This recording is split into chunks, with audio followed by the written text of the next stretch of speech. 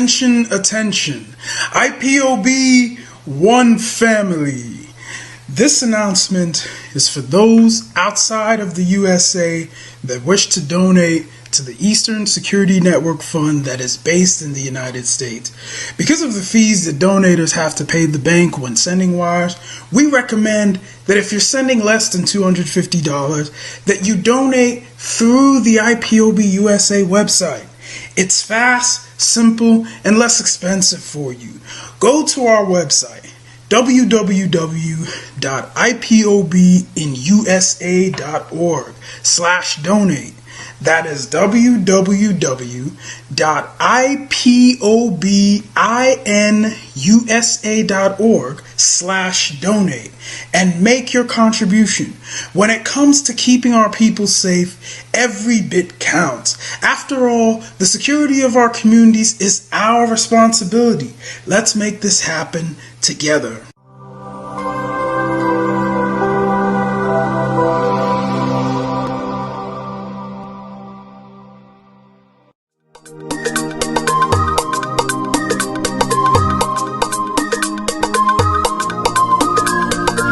Yeah, Mr. Bella once again. Wisdom, heal it, come on, get up. Say Biafra will not last forever. They say happy up in a go stand.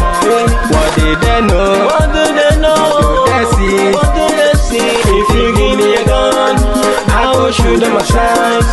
If you give me a gun, give me a gun, I will shoot them aside. If you give me a gun, I will shoot them aside. If you give me a gun, give me a gun, I will shoot them aside. If you give me a gun, I will shoot them aside. No, no, no. Biafra will live forever. Biafra will live forever. Biafra will live forever. Biafra will live forever. Biafra will live forever. Biafra will live forever. Biafra will live forever. Biafra will live forever. Ogerugo manige tetanura. The lovers of Biafra. This is the time we need to come together and fight for what is belong to us. Ogerugo maniga bandizu, what make us a giant of Africa. Adam Pochinti na Sugo Mbogeru Nisina Nyama Kweno. Hello Lisa Binigwe, out of his wisdom, giving us somebody like nnamdi for this our race mission. Biafra will not last forever. They say happy up in a go stand. What did they know? What do they know? What do they see? What do they see? If you give me a gun, I go shoot them aside.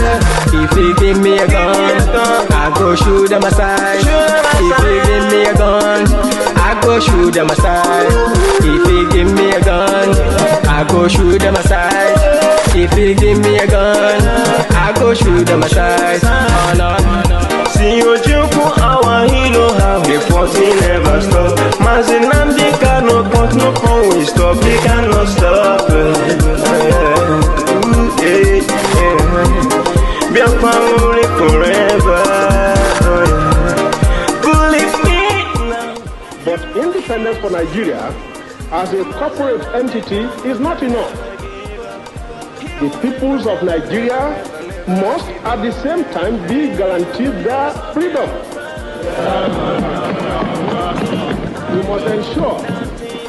We must ensure that in an independent Nigeria, individual citizens throughout the land enjoy liberty, human dignity, and equality under the law. There must be one Nigeria with one constitution and one law for all. Let us therefore, Mr. Chairman, sir, close our ears to the counsel of despair, which says that we cannot here at this conference agree on a constitution.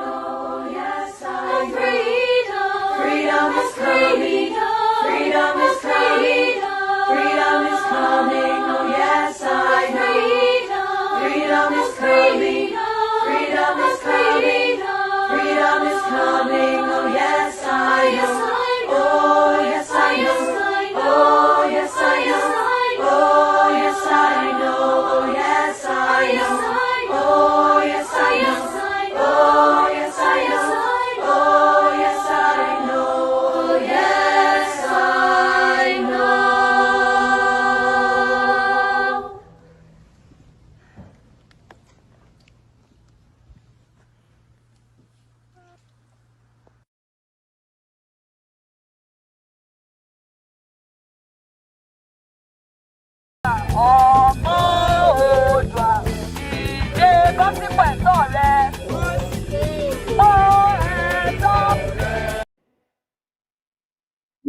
good evening, good evening, good morning, good afternoon, depending on where you are watching from. Welcome to this evening broadcast. Here I am testing the app, live broadcasting app for the very first time. Our app is working, it is not yet downloadable. I'm just testing our app for the very, very first time. And the app, the live streaming app is superb. It's going to be It is going to be on App Store, very, very soon. Our app is something else. This is our live broadcasting app, doing marvelously well. Our live broadcasting app, I'm just testing it for the very first time. This is the first time I am testing it.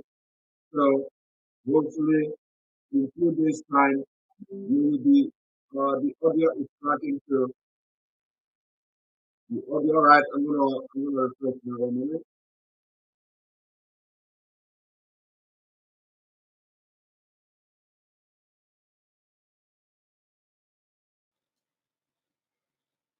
All right, welcome back. Welcome back. Welcome back. So, as I was saying, this is a special broadcast for Christians in Nigeria. Now, when you look at, I was telling you about our live streaming app. Our live streaming app. Our live streaming app is ready, and it is working, and this is going to be awesome. So you don't have to worry yourself again, especially when these other social media have been fighting us and all that. So we have our live broadcasting app now ready. It is yet to go public, but I'm just testing it. I'm just testing it for the very first time. For the very first time, I am watching from the live broadcasting app, and it is something that is very, very. I don't know. I think this is good. This is really good. There are, you have to learn how to use it, and the app is working perfectly well. The app is working perfectly well. We are ready to go. We are ready to go. So it is a very easy to use. You see, it is very easy to use live streaming live streaming app, and it is live. So this is it. This is it. This is it. And then here we have the data for our missing brothers and sisters. Here, when you click here, you have the information of our missing brothers and sisters. You see, very, very, very good. So all these things you need are here. When you click here, you have the missing people, Biafra. Here we have our home page. Here you have your profile and all that. And then when you want to watch, and then here you have the blogs, like, our blogs and all that. It is really, the app is something else. And then when you go to the home page, when we are live, you're going to get notification that we are live. And then when you click here, you see live. That is going to be live sign here. As I'm talking to you now, that is live sign. When you look here, of course, it's not showing on the screen. But when you look here, you're going to see live sign. And once you click on the live sign, you're going to bring you this live video that I'm having now. You see, it brings you the live video. The live video that I'm having now, you're going to see me there. You see? So this is our live broadcasting app ready to hit the internet. And remember, this is different from the social media. This is different from also our video app, but this is live streaming app for Enter Biafra, for enterbiafra.com, and we are good to go. We are good to go. So nobody is going to stop us. Nobody is going to censor what we do. Nobody is going to censor how we relay this message to the world. Anybody who wants to listen to fact and figures, how the Nigeria state has sponsored terrorism, how the reason why we want Biafra, the reason why everybody must support the disintegration of Nigeria, every evidence you need, you are going to be seeing it live and direct on this app. And those are our relatives, those are our brothers, those are our sisters that have been abducted by the Nigeria state. Their names will be here, their pictures, their place, and all that. The date of the abduction will be here, and you have the opportunity to post directly to post that by yourself to update the list of that data, the data of the missing person. So, if, for example, that today somebody get abducted by Nigeria Army and stuff like that, all you have to do is to come here. Go to his social media, take his picture, or if you are very close to him, get his picture, upload it here, and tell us when and how he was abducted. You put it here. Very, very simple. So from today, or not from today, but from the day we are going to put this app to the public, you have the responsibility to also be part of the solution for our problem.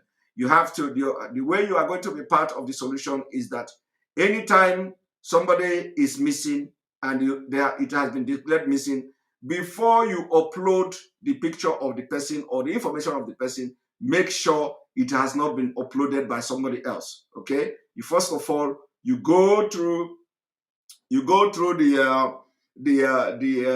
information that is available to know whether the person has been updated by somebody else or not. And if somebody have updated him or her, you don't need to update or post the data of the person for the second time. But if nobody has been able to post the information of the person, then you have to post pictures, you have to post name, if you know the date of birth, if you know the province where the person was abducted, and which day and which time, you post it here, because it is going to be a part of data collection when we are going to be dealing with the people, these terrorists in government. When we are going to be dealing with them, you are going to see the information from here. So our app is working perfectly fine, and then you can also comment. This under here is where if you want to make comment. You see, if you want to make comment, you can comment live. You can make a live comment and all that. So our app is good to go. It's good to go. I am still testing it, and this is the first time. This is the first time I have downloaded the app. The app have been downloaded to my phone. This is the first time, and now I'm testing it, and I'm gonna make some correction, what I want them to correct and all that. And then few people will be privileged to have this app to make some suggestion and some correction and all that. So, but for now, it is gonna be ready, I believe, in few days' time. We'll hit the net, and you don't need to miss our program again. It's very, very nice. So thank you very much. And today we start with the awareness for the Christians in Nigeria. Very, very important. The Christians in Nigeria.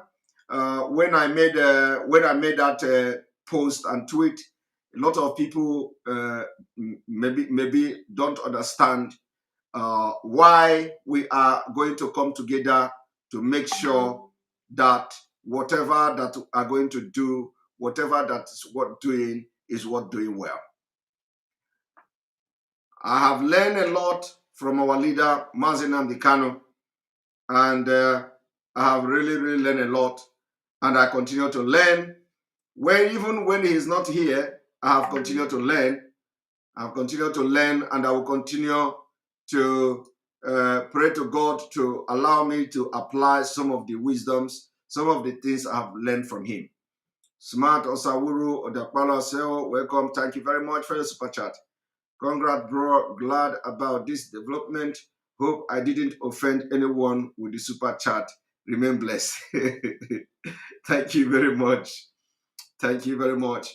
All right. So for those of you who don't understand why we, the Christians, must support the sit-at-home, our secretary here said he was the he was the first person to make the request. Your request has been answered. All right.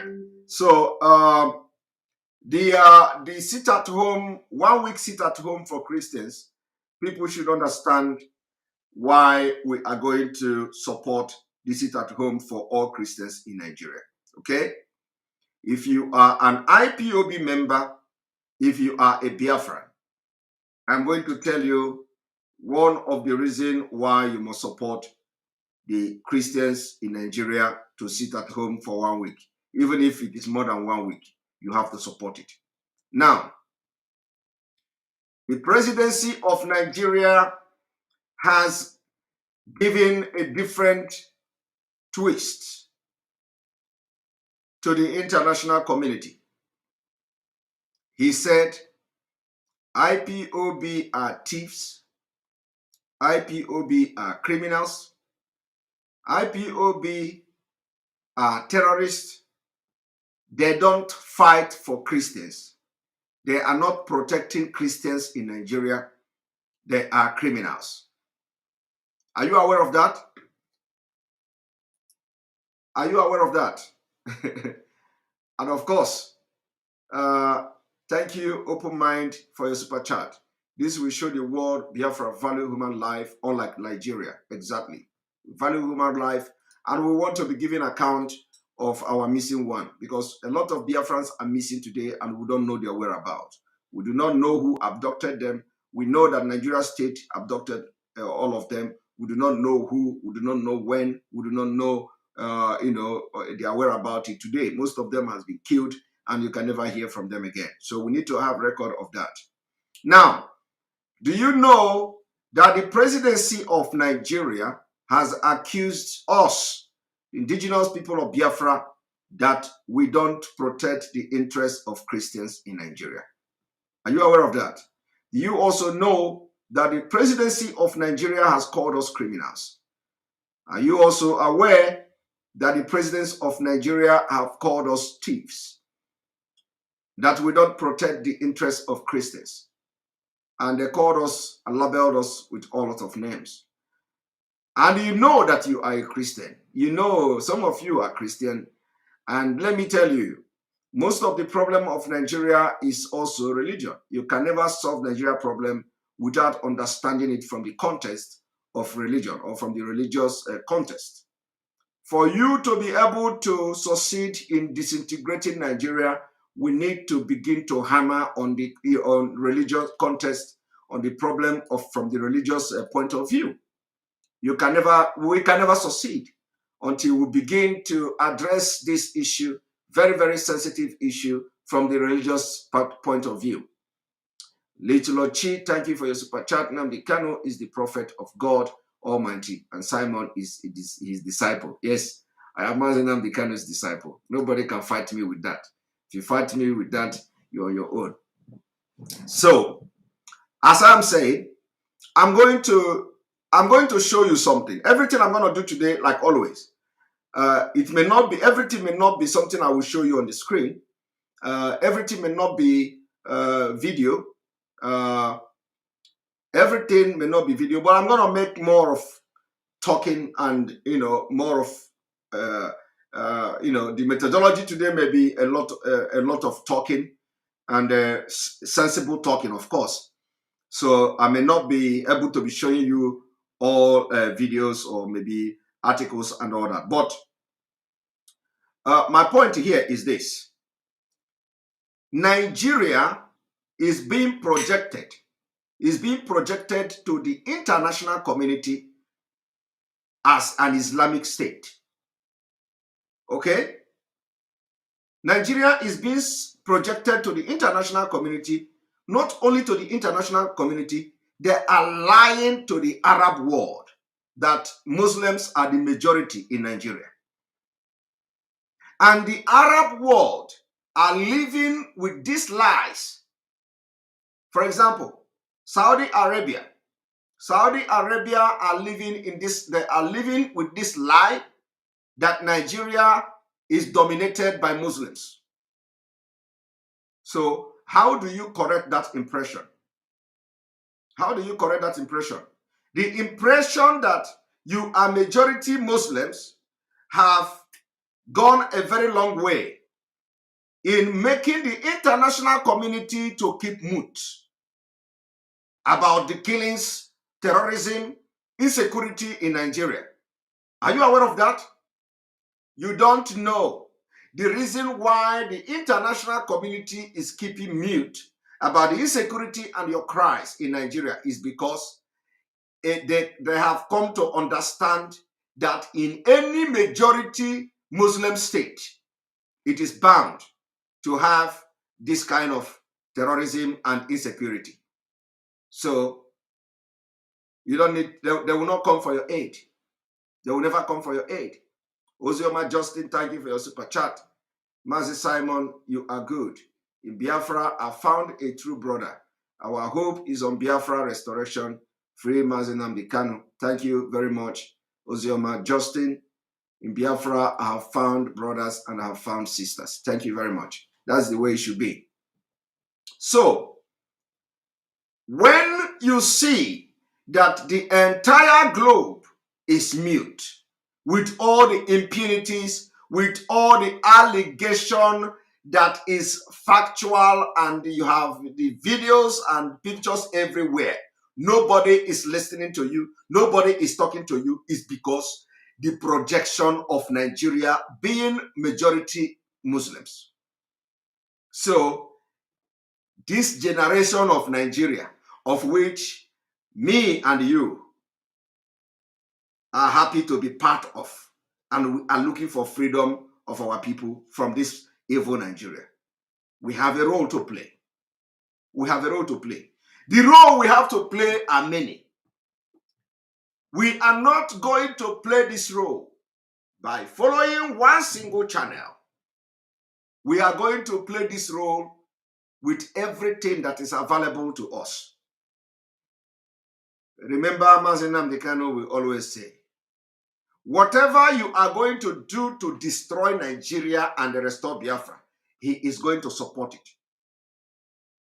So if you are an IPOB member today, if you are a follower of Mazi nnamdi Kanu, and remember that Mazi nnamdi Kanu say, anything that is going to make Nigeria to fall, for Biafra to come, he is going to support it. And if you are truly a follower of Mazi nnamdi Kanu, this should be the insignia. This should be your motto. This should be the slang.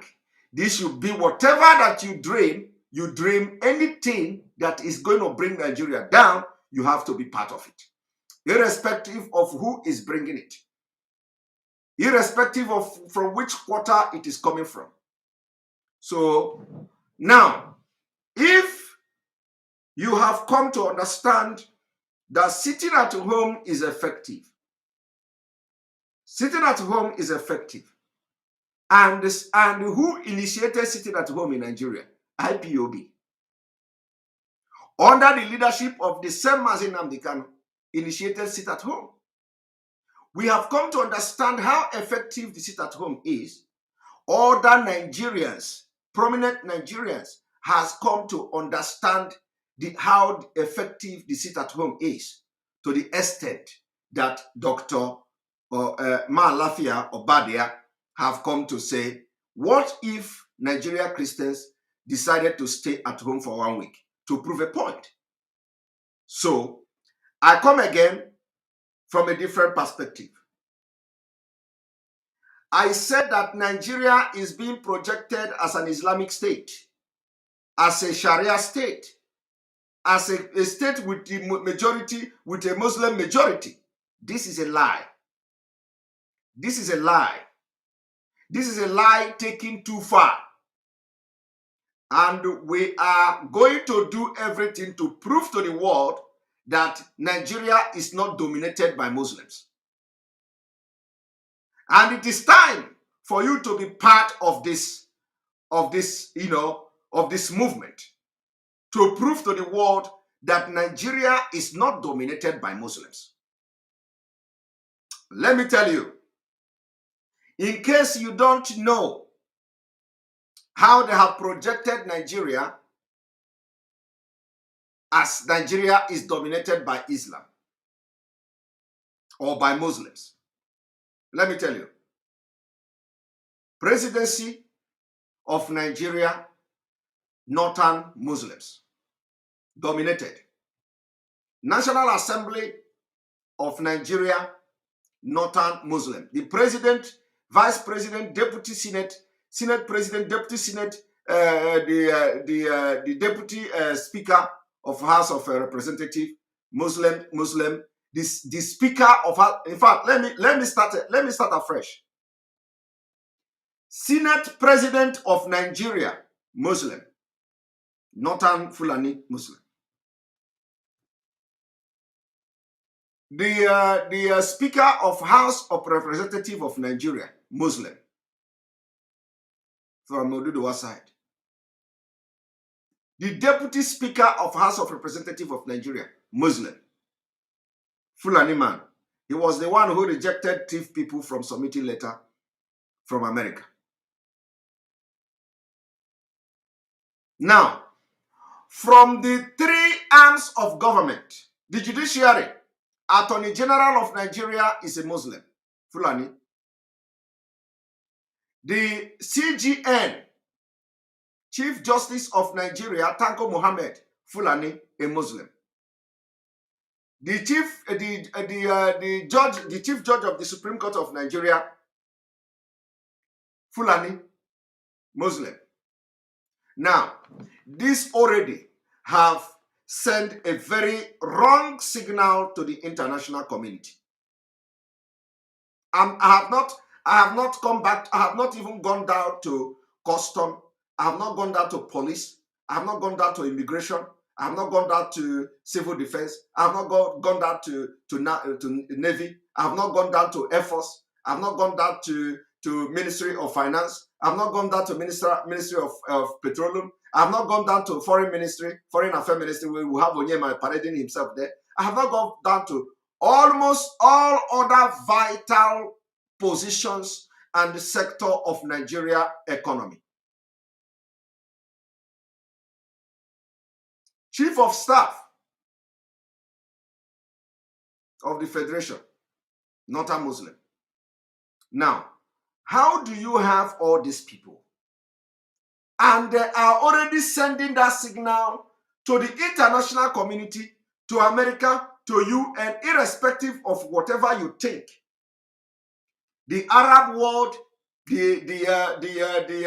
Saudi Arabia now believe the money they are pumping into Nigeria through the Islamic bank called Sukuk are yielding result. Do you know that some of the roads being constructed and built today in Nigeria, that the loan come from Islamic bank called Sukuk Bank or Sukuk loan? Are you aware of that? That loan is coming and continue to come because the people bringing that project to Nigeria believe that they are already conquering Nigeria, and you are helping them to sell this false narrative that majority in Nigeria are Muslims. This is a complete lie. Thank you very much, Anthony Great, for your super chat. Proposed toll gate SE55 Biafra land, South 21 Biafra land, and Southwest 22, and all that. And let me tell you, thank you very much. One Nigeria and tomorrow, they will tell you that, thank you very much for reminding me about the toll gate. Now, let me shock you. Do you know the people that are going to build this toll gate to recover the money they used to construct whatever road? Do you know the people that are going to be in charge of the toll gate? It is the Sukuk Bank. The Sukuk people, the Islamic bank. Islamic loan, the people that took Nigeria government have mortgaged the Nigeria to the Islamic loan. So in order for them to continue to pay this loan back, which they will never pay, because the road were built with how many billion naira per how many kilometers of road. I want you to go and listen to Onovo. Onovo was saying the impunity, how many billion of naira per kilometer, or how many millions of naira per kilometer, and you understand what is going on. So this toll gate you are talking about is going to be taken over by the Islamic Bank, the Sukuk, in order to recover their money, and they will never recover that money. Okay? So we need to rise up to fight against them.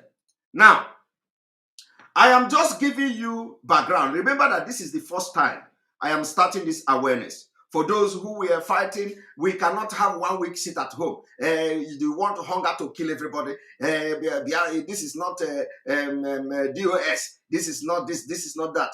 This is not for DOS. This is the thing that is going to bring Nigeria down. This is what is going to bring the Nigeria to the international community. This is what is going to go down in the history. Just the way our sit at home in Biafra land is going down the history, and it is going to be in the history book, is the same way this sit at home for all Christians in Nigeria is going to go down in the history, because it is going to be part of the things that will happen when Nigeria, that will also trigger every change you are looking for. Be it the disintegration page, be it the dissolution of Nigeria, be it the change of whatever demographic change, be it whatever you want to think of. But something has to be done. And we have to begin to correct this impression that these Fulanis are creating all over the world. I have just given you a very good beginning. I said the executive. In Nigeria, you have what we call 3 arms of government. Okay? You have 3 arms of government in Nigeria. You have the executive, you have the judiciary, and then you have the lawmakers, or the lawmakers, or what did they call them? So you have these 3 arms of government in Nigeria. Okay? These 3 arms of government in Nigeria already control 99.9%. The legislation, yes, 99.9% controlled by Fulani. I said 99.9%. Controlled by Fulani, controlled by Muslims from the north. The National Assembly as well, yeah, as the legislative arm of the government. Now, when you have these 3 arms of government under the control of Muslims, Fulani, you have already given the impression to the international community that Nigeria is governed by, Nigeria has majority Muslim. Okay? It doesn't matter. It doesn't matter how you want to defend yourself. My brother, it doesn't matter. It does not matter how you want to go and start standing on the street. Nigeria is not Islam. Nigeria is not majority Muslim. It does not matter. What matters is that the system of governance, the arms of governance, the policies of the government of Nigeria, and the people that are leading Nigeria are all Muslims and Fulanis dominated. How do you solve that problem? It didn't end here. When you come to the ambassadors of Nigeria, the Nigeria ambassadors, I want you to go and check the list of the ambassadors, those representing Nigeria in diplomatic, those diplomatic people representing Nigeria. I want you to go and check the ambassadors. The Nigeria ambassadorial list also dominated by Muslims, Fulani Muslims. Now, these ambassadors that are Muslims are representing you, whether you like it or not. They are representing you in America, they are representing you in Germany, they are representing you in United Kingdom, they are representing you in almost all these embassies of Nigeria across the world. And when they want to present themselves, they present themselves as Ahmedu Mohammed Gandaja, Muslim. When they go to that embassy, they are projecting the embassy as there is a supreme religion. The supreme religion is every Friday. The embassy of Nigeria, wherever you are, you cannot have access to the ambassador at any particular point, at a specific time. At a specific time, the embassy of Nigeria will give you a time schedule on Friday. You cannot reach them. They are projecting that Islam. They are projecting that Muslim. Now they represent you in the biggest percentage of diplomatic mission or the mission or Nigerian mission abroad. They represent you. Now the number of the Muslim ambassadors outnumber the number of the Christian ambassadors in Nigeria, of Nigerians representing you abroad. They are also projecting that, because let me tell you, as they are sending the ambassadors out of Nigeria, they are also sending the list of this ambassador to Saudi Arabia. They are sending the list of the ambassadors to this Arab world. They are sending the list of the ambassador to the OIC, the Organization of Islamic Cooperation, as a proof to continue to put Nigeria in a very high esteem in the Organization of Islamic Cooperation. Because it is evidence. The evidence is there. I want you, one Nigeria, to go after today. Go and research on what I'm saying. I said, bring the ambassadorial list of Nigeria. Check how many Muslims are there. Check how many Christians are there. This list that they are sending, or this list that they did in Nigeria, they are sending that list to Saudi Arabia. Because Saudi Arabia is pumping money for the Islamization of Nigeria. Big money. They are also sending that list to the Organization of Islamic Cooperation, proving that Nigeria is dominated by Muslims. This is a wrong impression, a wrong projection that must be corrected. And who is going to correct it? You. Now, in all these things that is happening, it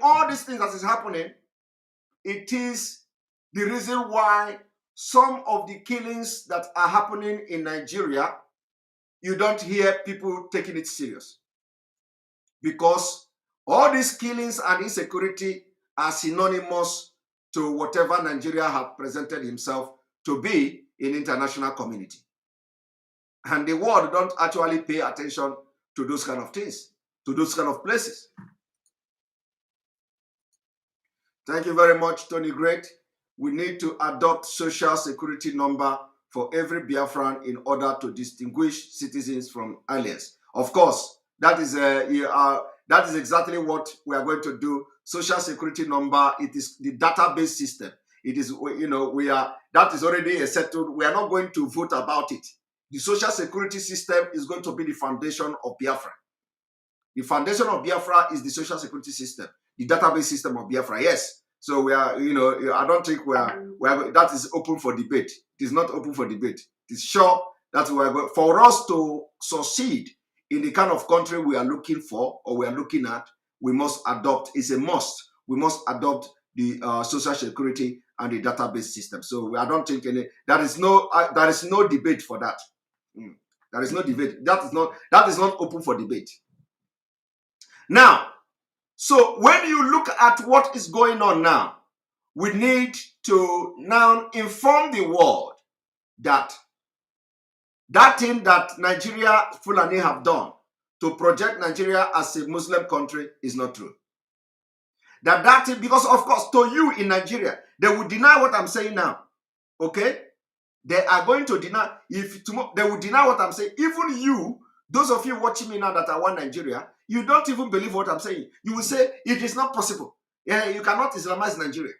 My brother.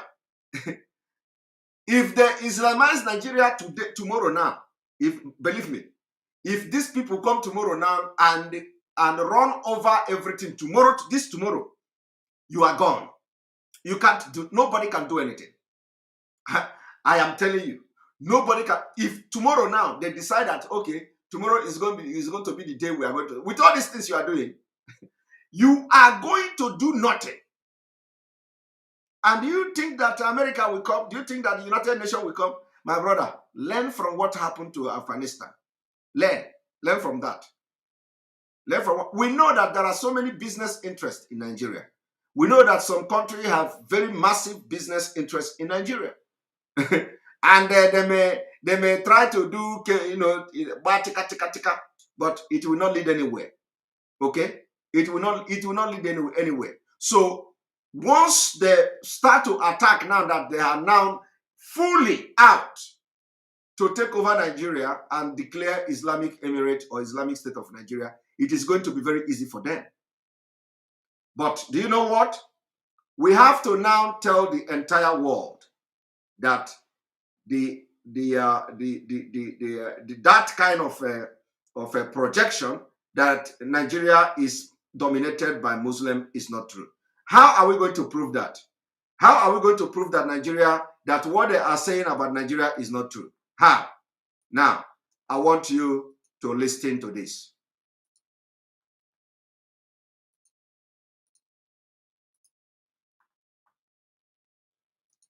Remember, this is the first day.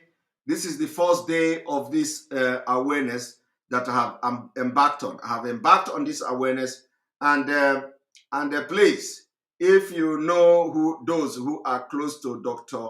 Man Lafia, tell Dr. Man Lafia that our arms are open for him. Our arms are open. Our mind, everything, we have spread our hand wide open for Dr. Man Lafia and the people like him in Nigeria, in Southern Kaduna. Our hands are widespread. If you know Dr. Man Lafia, tell him that Biafra people will spread our hand, and we want him, we want them, we want anybody that think like him. It is time we put this thing together and make our voice heard globally. I want you to listen to what he has to say. What will happen if all Christians in this country stayed at home for a week in protest against atrocities, against the persecution of the church, against social injustice, against nepotism, against all these kidnappings and rapes and violent atrocities? What if we stayed at home for a whole week, fasting and praying and say we are not moving an inch until this government listens to us, and will bring the whole country to a standstill? That will even be a test as to know who is the true majority. Why can't we? That will even be a test as to know who is true majority. Yes, that is to know a test. And of course, our secretary said we should extend our destiny to Bishop Kuka. So we spread our hand, including Bishop Kuka. Bishop Kuka, if you are watching this video, or if you are going to watch this video and you come to this particular section where I am talking now, our hands are wide open. Our mind, everything is wide open to embrace you people so that we can do this thing together. So Bishop Kuka, Now you have been very, very active, very vocal in projecting the Christianity or the Christian point of view from the Christian perspective in Nigeria. You have been very vocal in condemning atrocities and evil. And you know you can't do it alone, Bishop Kuka. You cannot do it alone. So you need everybody. Now, we are going to spread our hands, our arm very wide open for Bishop Kuka and all the bishops and the reverend fathers in entire northern Nigeria, in entire middle belt, in entire southern Nigeria. We open our arms very wide open. It is time to make history. Be part of this history that we will make. Be part of it. All those preaching against Nigeria, against the impunity of Nigeria state, it is time to be part of those who will make history. The history is going to be made, and your name will be in that history. The history is that everybody must begin to think towards the direction of having a seat at home for all Christians in Nigeria. It is the biggest bold step and a very big decisions the Nigeria Christians will make in order to change the future for better. So if you know Bishop Kuka, please cut this video and send to Bishop Kuka. Tell Bishop Kuka that our arms are wide open.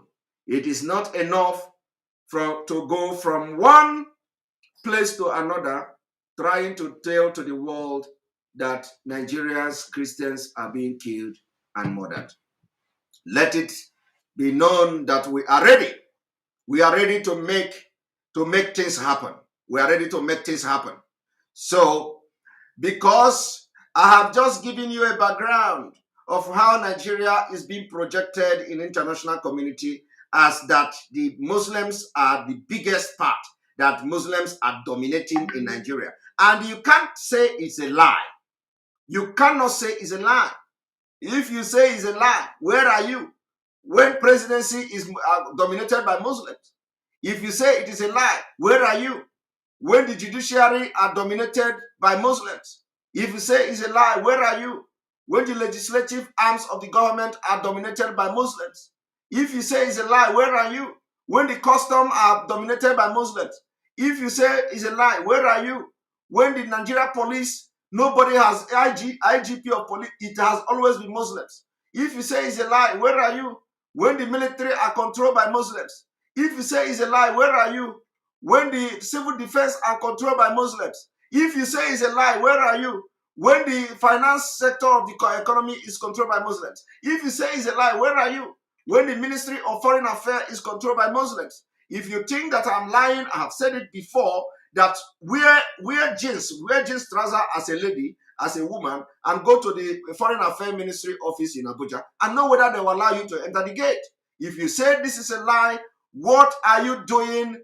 Go to the Nigeria Port Authority and you see what is happening there. It is controlled by Muslims, by Northerners, by Fulanis. So we need to change this narrative. The way to change this narrative is start from you. Let us listen to Dr. Malafia. Dr. Malafia must be supported. This idea that comes is something everybody, both the IPOBs, both Biafrans, everybody who is truly looking for freedom must adopt this particular idea of 1 week sit at home. Listen, let me tell you. The time when our leader was here with us, he has always said, whatever that is going to bring Nigeria to its knees is going to support it.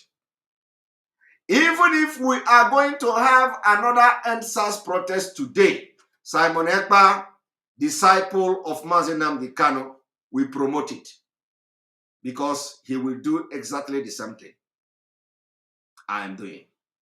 He will do exactly the same thing I'm doing. And I have listened to some comment. Are you giving order now? Are you giving order now? Who cares? Who cares about who give order? This is not about order.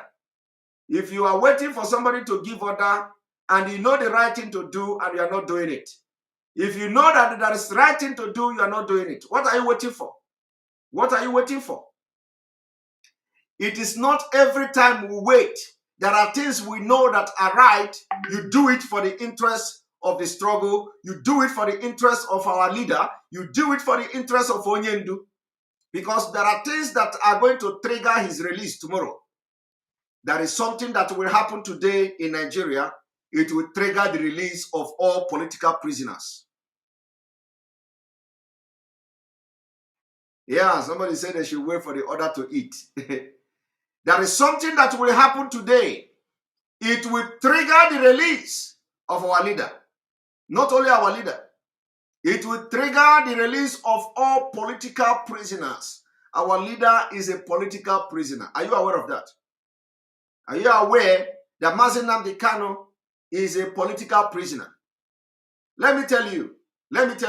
You see, when this thing is happening, if this particular 1 week sit at home for Christians in Nigeria happen, do you know that as they will be discussing it, depending on the caliber of people in Nigeria that are involved, people all over the world will be discussing it. Big media all over the world will be discussing it, and they will begin to ask questions. They will begin to, that thing they pretend that they are not seeing, they will begin to ask questions. What has been going on? What is going on? Even they will begin, that thing they are shying away from, that the leader of agitators are being haunted. They have arrested one in Cotonou. They have arrested, they have abducted our leader from Kenya and all that. People will begin to do what? They will begin to talk about it. The people outside the country, the people in diaspora, those foreign powers who were before thinking that, oh, but we think that these people are majority Muslim now. So how did the Christians manage to put a stop to the Nigerian economy for 1 week? Because any place where majority are Muslims, you can't try it. So if we did not succeed in trying this idea of Dr. Man Lafia, it means that they have actually conquered you. It means that Christians are conquered already.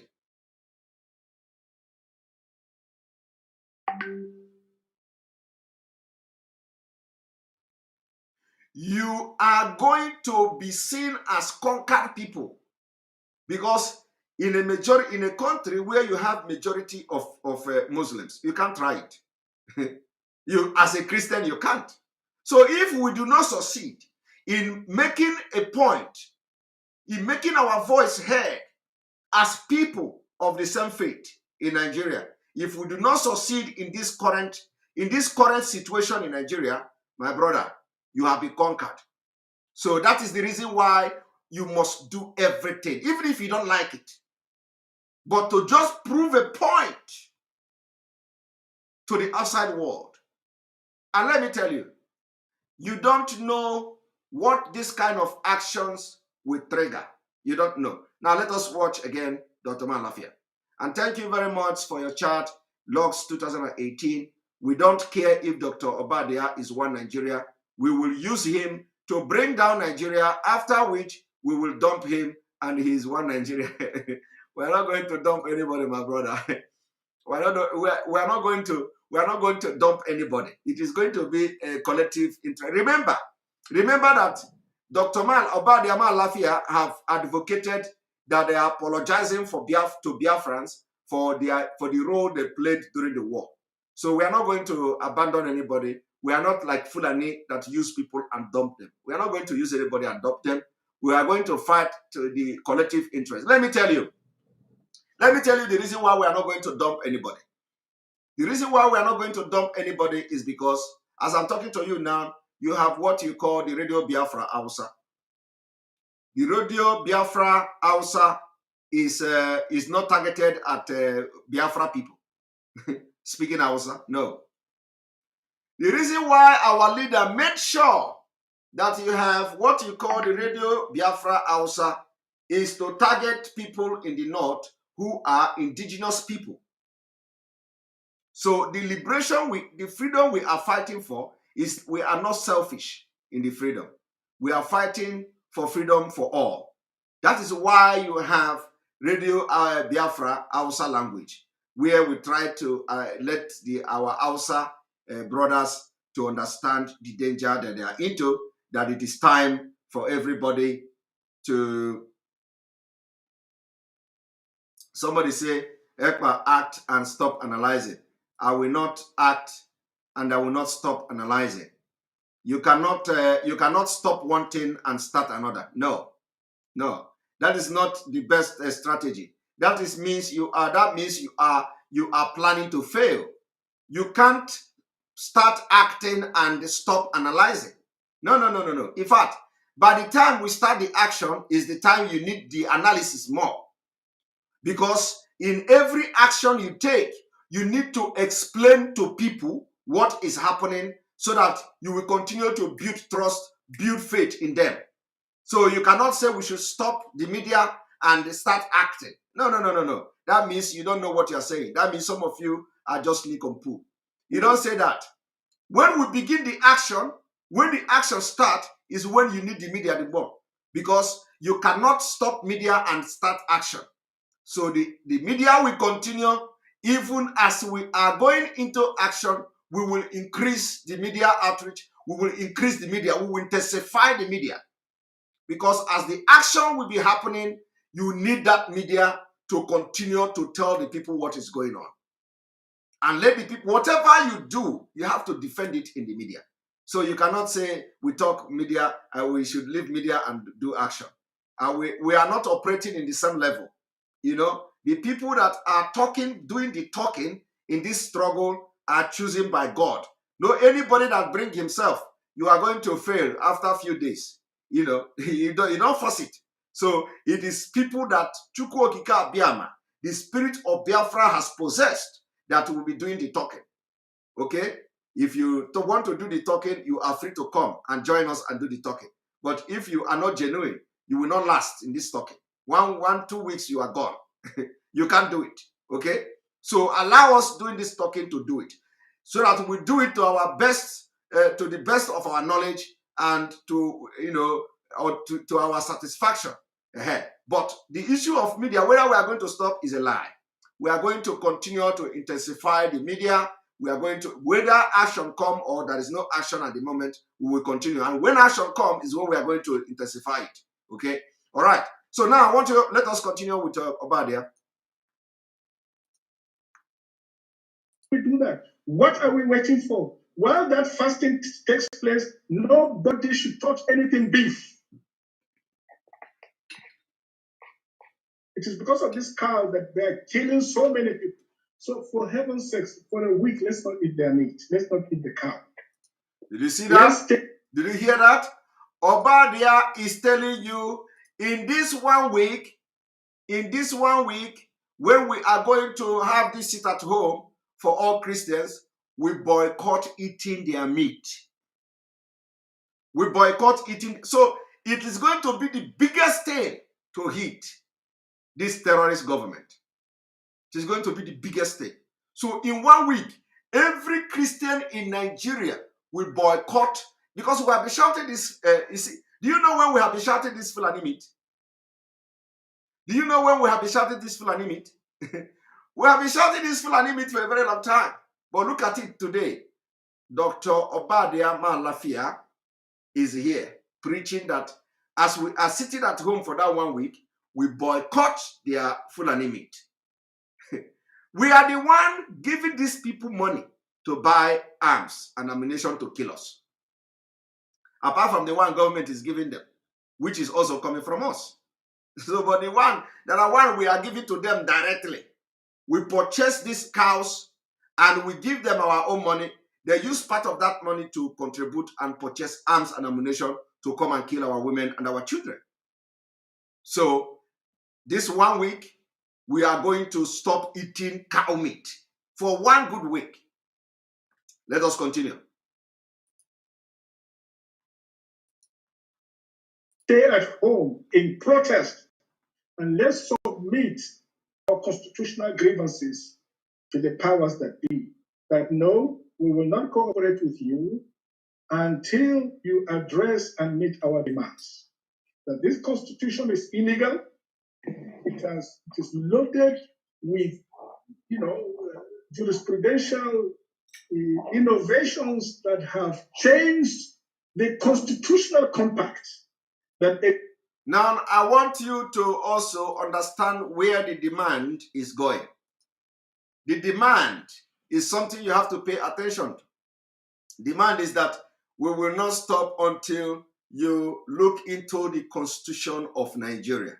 and you don't, I don't need to tell you that that is the last thing Fulani will want to do. Okay?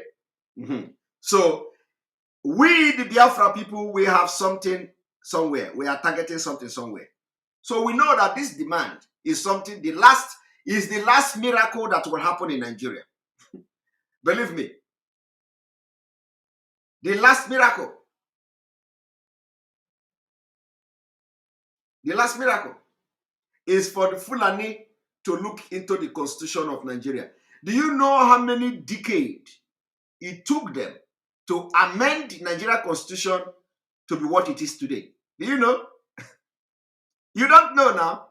No, you don't know. You think they just bring the decree of Nigeria military decree and say 1999. Do you know what they did to arrive at the 1999 Constitution of Nigeria? You don't know. That is why some of you are not, are talking the way you are talking. You don't know what they did to amend and restructure Nigeria through Constitution. Let me tell you, for those who will say Nigeria needs to be restructured, Nigeria have been restructured in the Constitution of Nigeria. Nigeria restructured in the Constitution. So if you are waiting for Fulani,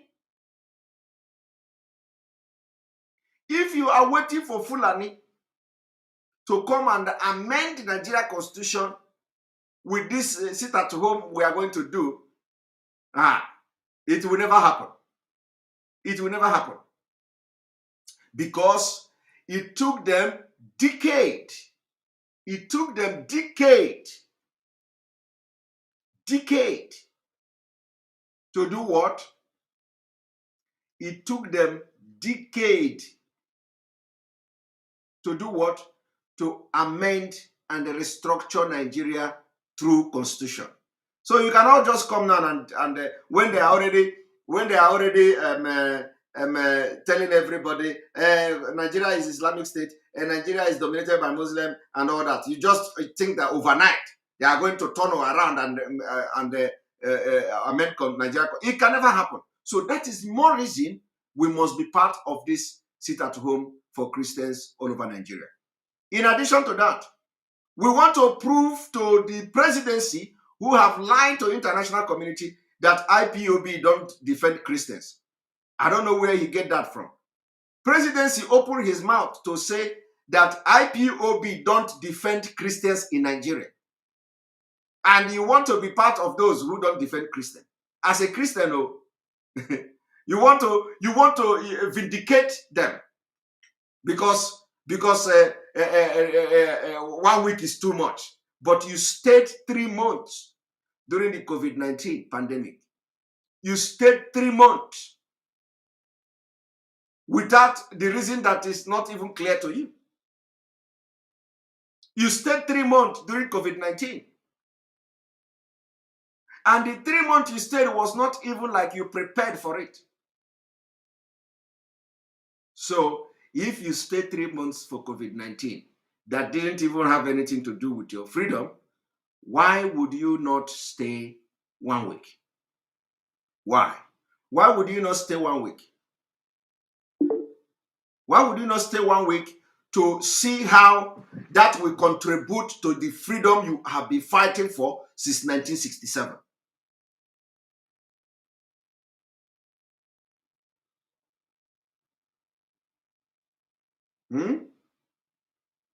How?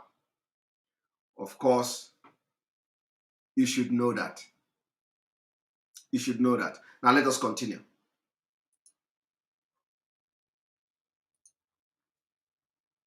existed since 1914 amalgamation, which coupled up Nigeria together as a secular open state, not an Islamic state.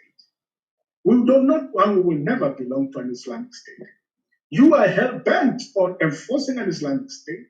You are hell-bent on using illegal aliens to take over our ancestral homelands, contrary to our constitution. You see, my brother, somebody, boy, Mantika, Grease man. All these names that you people are answering, I don't know where you people are getting it from. This one say, Mazi Simon, now that you are alone, I don't know who is alone, whether it's my own Simon or somebody else's Simon. This man says, Simon, now that you are alone, how can I be alone and you are here watching me? How can I be alone and you are here commenting on my program? Since I'm alone, let me even call it my program, because it is no longer our program if I'm alone. So why are you here watching and commenting on a program and you say I'm alone? I'm not alone now. How can I be alone? You are watching me. You are watching me, and what I'm saying is making sense. Now you are worried. How will the people believe the truth I'm telling? But you are here watching me. So I'm not alone. My brother, as I'm here now, I have over 5,000 people watching live. Over 5,000 people. How can somebody who have 5,000 people watching will be alone? Even if I am alone, at least the message I am passing to now is going to 5,000, more than 5,000 people. And they are going to listen, and even if they don't like me, they are going to begin, their mind will begin to disturb them with the truth that is coming out from me. So how can you say I'm alone? My brother, I'm not alone. I don't know where that is coming from. Change your name. Change your name so that if you are a Biafran, change your Biafran name so that your brain will come back. When you change your name, your brain will come back. Some of you has been affected by the name you answer. The name you answer doesn't have any meaning. You may be answering it. You may be answering that name in your real name in your workplace or anything. But when you come to social media, you answer this kind of name. All your comment will go along with your name. Because nobody will understand this your name now. Just like the way now your comment is not making sense. Because how can you be telling me down that I'm alone and you are here watching me? You are here with my brother. And you are even understanding the sense I am making. At the same time, you even recognize that I am talking truth. So if I am alone, you will not be here. Okay? Because I know now that when you listen to this thing I'm saying now, you are going to tell somebody that, look what I listened to this Amonekpa. That this Amonekpa made sense here last night too. The guy was talking about this and was talking about that. And then he turned around to tell me I'm alone. I'm not alone. No. If I am alone, I will be the only one talking here and the person watching me. But if I have one person here watching me, it means I'm not alone. I'm with one person. And probably other people that will watch and get something from the program. So, make sure you know what you are commenting when you come, because any day I'm going to pick your own comment, I will treat you like this. The name alone, I want you to change, because some of you don't know where your problem is coming from. It is coming from what we call inferiority complex. When you have your name, original name, on your social media platform, you will be guided with by what you say. So anytime you want to say something, you know that somebody know you. You will not be commenting rubbish and commenting like somebody who don't have brain. Okay? You cannot see me now answering Simon Ekpa, which is my original name and the native Simon Ekpa. And then you see me in a work program where somebody is doing, and I go there and comment rubbish. People will be asking, is it the Simon Ekpa I know or some another Simon Ekpa? Okay? So if I want to make comment, I am going to think about the comment I'm going to make. Is this comment going to make me look stupid? Me? Because do you know what? People know my name. People know me. But when I go with all this your fake account, I can comment anyhow. I can comment anyhow because nobody knows it's me. Okay? And one thing I have to tell you is that I don't have time to create fake account. I don't have fake account. You know, I know that a lot of people, a lot of you have, I don't have fake account. I can't do it. I don't have time for fake account. So most of you that using this kind of name, you are going on social media constituting nuisance. You come here and comment rubbish because it is not under your name. People don't, nobody know you that this is you, except people you told that I am the one operating this account. So my brother, change your name so that you begin to get sense. When you change your name, the name will compel you to comment reasonably in any program like this. Don't come here and do this kind of thing. It doesn't make sense. Why I'm addressing you is because I always like to address people who want to talk down on me. Thank you. All right. Let us continue. Contrary to the social contract that we have entered with. So we are downing our tools for 1 week. Let's do that and see whether Nigeria will survive it or not. You see, let us do that and see whether Nigeria will survive it or not. And Chief Onoha, thank you for your super chat. We appreciate you. Mazi Ekpa, please go to commercial break until 2,000 likes. We appreciate your great job. All right, let me check how many. What is the like now? I'm going to do that, exactly that. Thank you very much for reminding me. I'm already carried away by the analysis. We have 1,200. 1,200, and we have almost 3,000 from YouTube alone. We have on Enter Biafra, we have about 2,800. Well, about 2,900, and we have almost 3,000. So we have almost 6,000 people watching, almost 6,000 watching live and direct now on these two platforms. Now we are going to go on commercial, and when we come back, we want to see a reasonable number from 1,500 to at least 2,000 likes. So we go there on commercial. Thank you very much for reminding me this, Chief Onoha, for this commercial. We're going to go there now. Thank you. All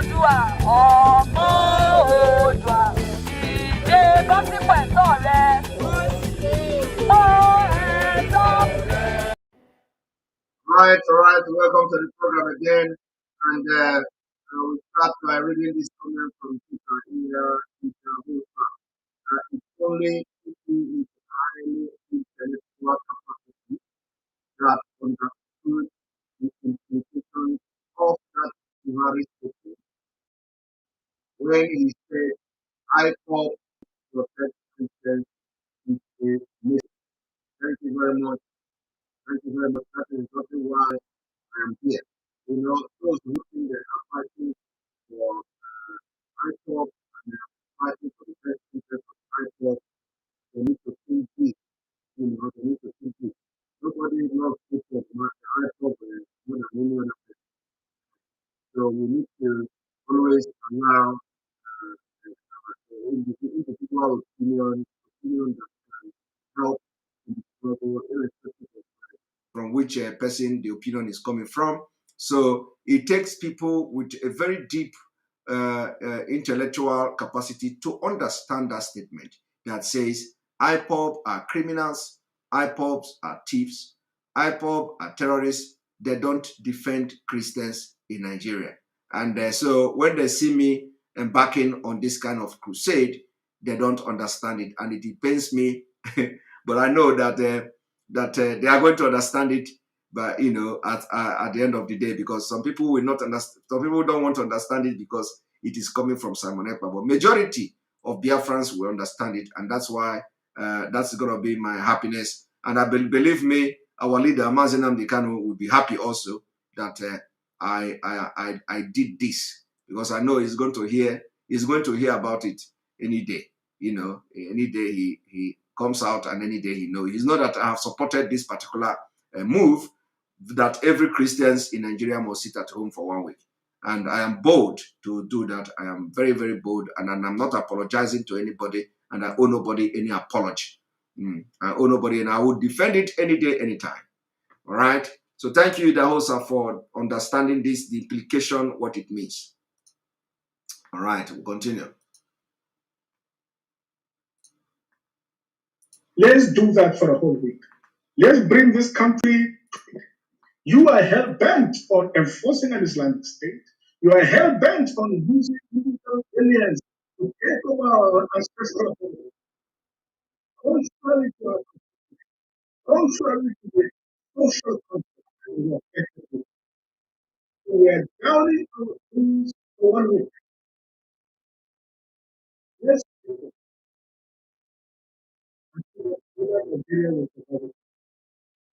that for a whole week. Let's bring this country to its knees and fill our demands and met. We don't need to go even a step.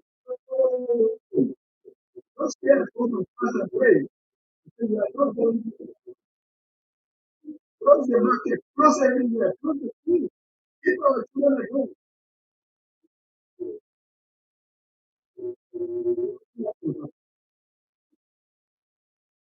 Raaksin eilen tuota, jolla saat hetkessä itse takaisin.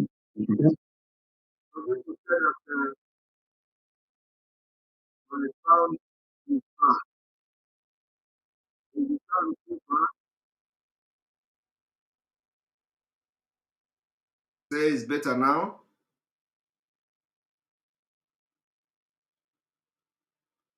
I want to know whether the sound, check your sound, please. Very bad.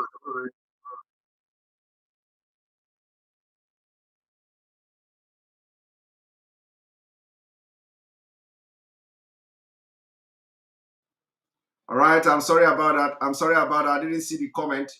I didn't see the comment about the sound. So the sound is back now. So we're gonna play the video again, and then we go to a different video. So because I don't know whether you people heard everything he said, and then also I hope that one moment.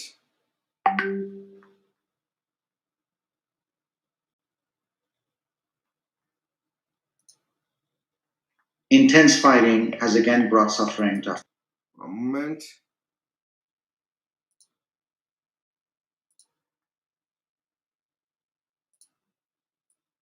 We're going to allow. What will happen? We are going to allow the video to roll, and then we'll go to a different video. Now I'm not going to interrupt this video. I want it to roll. I want it to roll. We need to promote this video to make sure everybody. What will happen if all Christians in this country stayed at home for a week in protest against atrocities, against the persecution of the church, against social injustice, against nepotism, against all these kidnappings and rapes and violent atrocities? What if we stayed at home for a whole week, fasting and praying and say we are not moving an inch until this government listens to us and will bring the whole country to a standstill? That will even be a test as to know who is the true majority. Why can't we do that? What are we waiting for? While that fasting takes place, nobody should touch anything beef. It is because of this cow that they're killing so many people. So for heaven's sakes, for a week, let's not eat their meat. Let's not eat the cow. Let's stay at home in protest and let's submit our constitutional grievances to the powers that be. That no, we will not cooperate with you until you address and meet our demands. That this constitution is illegal. It is loaded with, jurisprudential innovations that have changed the constitutional compact that existed since 1914 amalgamation, which coupled up Nigeria together as a secular open state, not an Islamic state. We do not and we will never belong to an Islamic state. You are hell-bent on enforcing an Islamic state. You are hell-bent on using illegal aliens to take over our ancestral homelands, contrary to our constitution, contrary to the social contract that we have entered with. So we are downing our tools for 1 week. Let's do that. and see whether Nigeria will survive it or not. Let's do that for a whole week. Let's bring this country to its knees until our demands are met. We don't need to throw even a stone.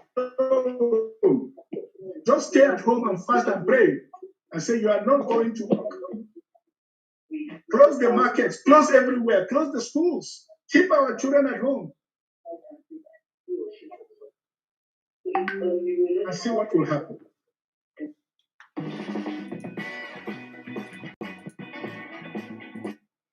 Right, and that is that. Let us stay at home and see what will happen. You see, that is exactly what we are going to do. And then I'm going to bring you one of the videos. One moment, that will also surprise you. One moment. Here we go. Here we go. I want you to listen to this video because you know, people need to understand when we are talking about this. You know, we have to fight this from all corners, from all angles. So I want every one of you to watch this and listen. Pay attention to this. After losing ground in Syria and Iraq, the top general of U.S. Special Operations Command in Africa, Al-Qaeda, ISIS, and other Islamic terror groups are now trying to take over parts of the continent's most populous nation. Major General Dagvin Anderson says Muslim terrorists have set their sights on Nigeria's southern and northwestern regions, and the U.S. is now sharing specific intelligence with the country. So this intelligence sharing is absolutely vital, and we stay fully engaged with the government of Nigeria to provide them an understanding of. They say that some people say that the sound is not good again. The sound is not good again. So I'm gonna, you know, refresh the system again.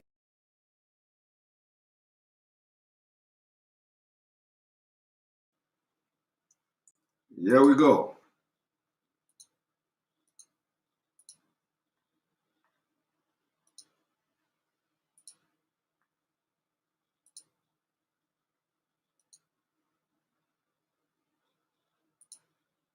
After losing ground in Syria and Iraq, the top general of U.S. Special Operations Command in Africa is warning that Al-Qaeda, ISIS, and other Islamic terror groups are now trying to take over parts of the continent's most populous nation. Major General Dagvin Anderson says Muslim terrorists have set their sights on Nigeria's southern and northwestern regions, and the U.S. is now sharing specific intelligence with the country. So this intelligence sharing is absolutely vital, and we stay fully engaged with the government of Nigeria to provide them an understanding of what these terrorists are doing. Their goal? Eventually turn Nigeria into a Muslim country and force Christians, who make up half the country's population, to either leave or convert. Christians are in the eye of the target, and they're coming after them. And the numbers are staggering. August 6th, Muslims stormed 4 remote Christian villages in Kaduna State, killing 22 villagers. July 24th, 21 dead, scores injured, and several Christian homes destroyed by militants. July 19th, 19 people killed when assailants armed with guns and machetes attacked a wedding reception. And the list goes on. Leading human rights groups say what's going on in Nigeria is a genocide. If you look at what's happened on the last 20 years, George, it's just massive number of attacks against Christians. Look, 50 to 70,000 have been murdered. For years, the main terror group was Boko Haram, which seeks to overthrow the government here and create an Islamic state. They go after Christians and moderate Muslims. They push a hardline Muslim agenda. It is their intention to establish a caliphate and to just rid all of Nigeria and West Africa of any Western influence whatsoever. Now, there's a new actor on the scene. in Nigeria's so-called Middle Belt region, where the Muslim north meets the Christian south, a terror group made up of Muslim Fulani herders are killing thousands of Christians. More than 1,400 Christians were hacked to death in just the first 7 months of 2020 by Fulani herders. Unfortunately, the secular media are quite often biased and trying to present this as a tribal conflict rather than religious. Nigeria's president, a Muslim, has so far done very little to stop the bloodshed. His police and army are also mostly made up of Muslims. The attackers are never captured. I hope you are hearing that. The police and army are also made up of Muslims. I hope you are hearing that. They are not prosecuted. The security services respond very slowly. A full day can go on with attacks happening and no security shows up. And frequently, the government officials will provide cover. Helpless and vulnerable to almost daily attacks, leading Catholic bishops are now urging Nigerian Christians to defend themselves. Human rights groups are asking the White House to appoint a special envoy to help end the persecution of Christians in Nigeria. Unless the world takes note and puts pressure, economic pressure, sanctions, visa bans on the officials who are responsible for this travesty and for not reining in the terror, then Nigeria will continue to be a bloodbath. Until the world gives sanctions to these men, economic sanctions, all manner of sanctions, if the world did not put sanctions on these men, Nigeria will continue to be a bloodbath. The only way, we have to let the world understand that this is not a Muslim state, this is not a Muslim country, it's only for Christians to come together and 1 week sit at home. It is going to be one of the things that will trigger a very dangerous reaction from the international community. So they want to see the people that you are looking up to help you want to see what you can do, how bad the situation is. Until now, only noise is what you are making. You have not demonstrated that the situation is bad. Okay? They will not believe you. So one of the biggest strategy now that is going to work very fine is to suspend Nigeria for 1 week. Let me tell you, we need to suspend, because when you sit at home, you suspend. It means the Christians that are running the economy of Nigeria, you decide to suspend Nigeria by sitting at home. Let us see how many Muslims will go to court. Let us see how many Muslims will go to National Assembly. Let us see how many Muslims will go to work. You suspend Nigeria. That is what it means. That is what it means.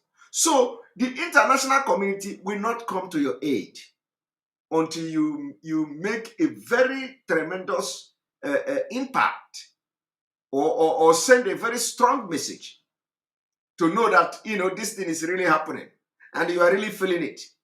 But every day, I don't want to suffer. I hunger. That is hunger. That is why you can never, ever, ever reason like a human being. Do you know that in these few days, I have come to know why nnamdi Kanu is using abusive language? Honestly, you see, you need to understand. You need to go deep for you to understand why nnamdi Kanu will abuse our people. Because some people really don't have sense. I'm telling you. And I think that abuse worked. Some of the people, it worked on them. It worked on them. 100%. I have just come to, you see, that is why you can never know all. Nobody is an island of knowledge. You see, I have just, in these few days, I have come to realize and understand why nnamdi Kanu will use abusive word on our people. I'm telling you, I am for the very first time, I have come to understand why. Because honestly, for the very first time, I have come to understand why. Because a lot of people don't have brain. A lot of people following this struggle don't have brain. I'm sorry to say this, and I don't want to sound like him. I don't want to sound like him. But believe me, a lot of people following this struggle don't have brain. There is no single brain at all. Do you know that people will read, you will write something now and post on social media? No brain. Before you know what thing they happen, the people will begin to talk and talk completely different thing from what you wrote and posted. I have never seen anything like that.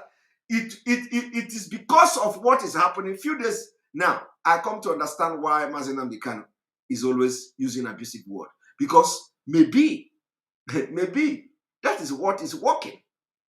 How can somebody who is in this struggle for Biafra will see Simon Ekpa posting, I am embarking on sensitization for 1 week sit at home? My brother, if you go and see comment of some people, shame will catch you. I am telling you.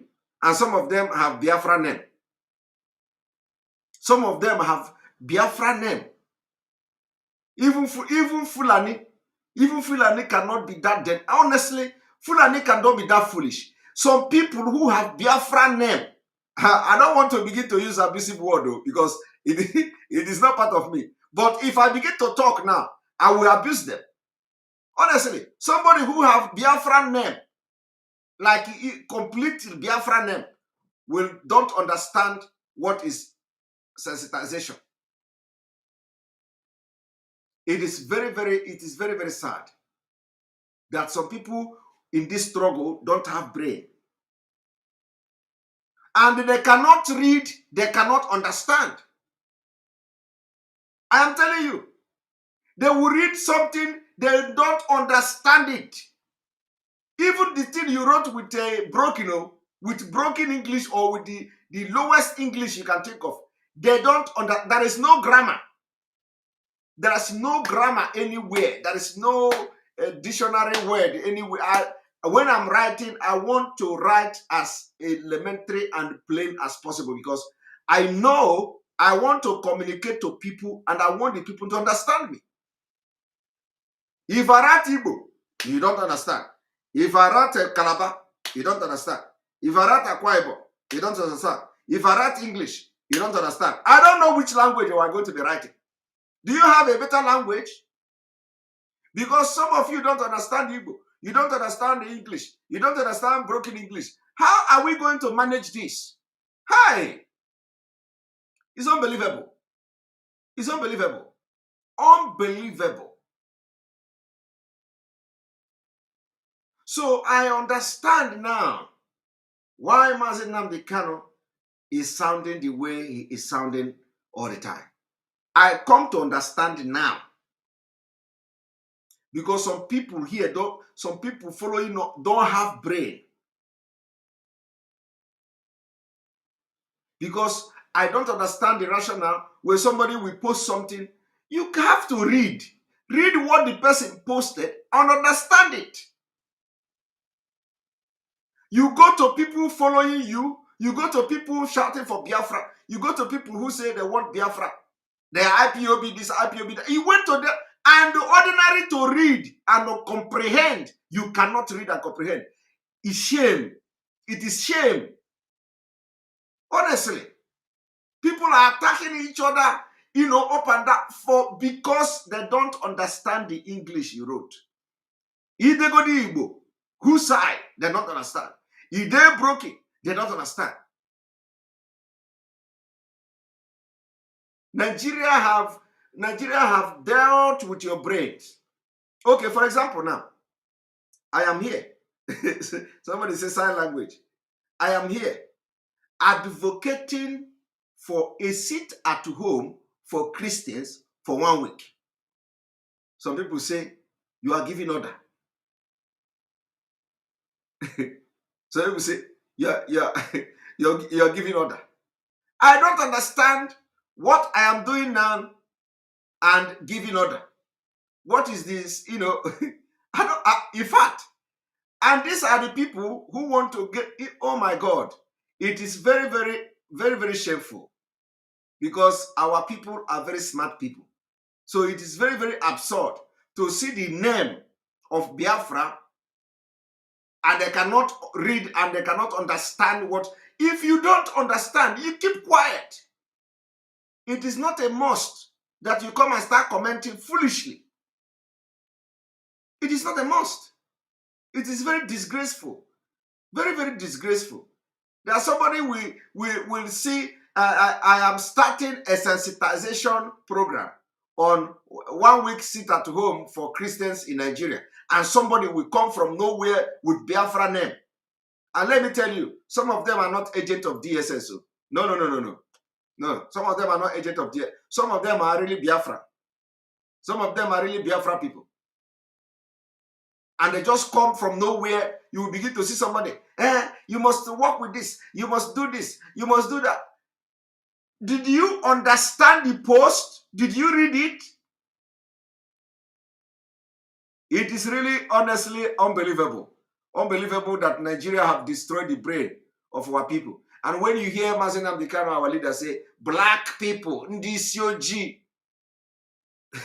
I've never opened my mouth to say ndisi It is now I understand. Ndisi our leader Fujuganya. Hi, I remove my cap for him. I remove my cap. He is not a human being. nnamdi Kanu is not a human being. For him to have come this far, he is not a human being. I must tell you.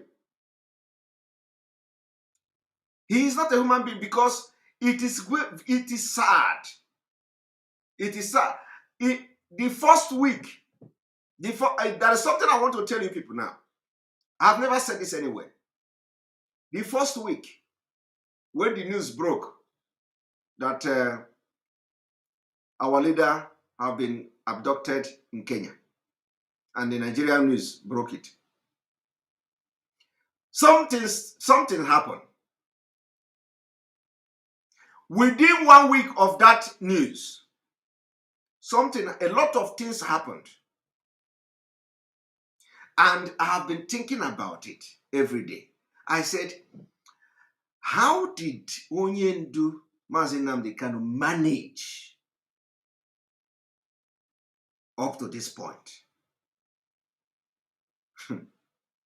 Because Anyamu Folontem, my eyes have seen my ear. I begin to wonder, how did he do it? Because what I saw is bigger than me. And I come to a conclusion that he is not a human being. He is not a human being. Believe me. You don't know, you people don't know, what I have seen. Not all this thing. No, it's not about me. Let me don't get me wrong. It is not about me. No. It's not about me at all. It is not about, it is not about me. It is about what I saw is bigger than me. It's not about all these things you see going on here and there. No. This is just internet. I saw something that broke my heart. And I don't know how he managed to come this far. Because, and some of the comments he used to make in this show, hi, now I know where it is coming from. I know where it is coming from. There is nothing like trying to enlighten people that are mumu. I don't use vulgar word, but you know, some of you that you are not mumu, but those who are mumu, you will be mumu. So the most difficult thing in this life is to try to talk to people who are mumu. Honestly, it is the most difficult thing. Alenora Okoro, thank you very much for your super chat. We appreciate you. With the psychological and the mental breakdown Nigeria did on people, psychological treatment must be a must when Biafra come. Hands up. I agree with you. I agree with you. I agree with you. Honestly, I see my eye, see my ear. There must be a psychological treatment because it is too much. It is too much. It is too much.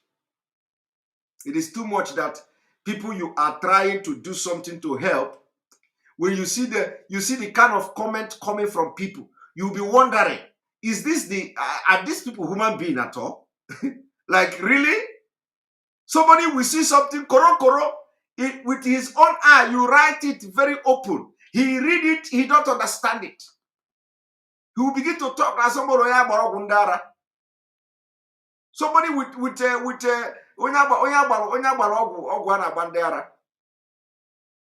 Success Chika, thank you for your super chat. We appreciate you. So, but I don't want to, to start this, because if I start to talk what I see, I will even be more abusive than our leader. I will cause you. In fact, I don't want to talk. I don't want to go far into this, because what I have seen in this whole thing, our leader has been abducted, and until now is not encouraging. Ebeka, where are the brain of Biafra? Where are the brain? Where are the brains? Of course, we have seen the people who are very reasonable, but those people that are with Biafra name, and we know where are they coming from? Are they part of us? Are they part of us? And what went wrong? Ben B. Mache, thank you very much for super chat. We appreciate for supporting the page. Thank you very much. So please, my people, I'm going to allow some of you to come in. I don't even know. We have. I'm gonna replay this video again so that some of you will know what is coming to you.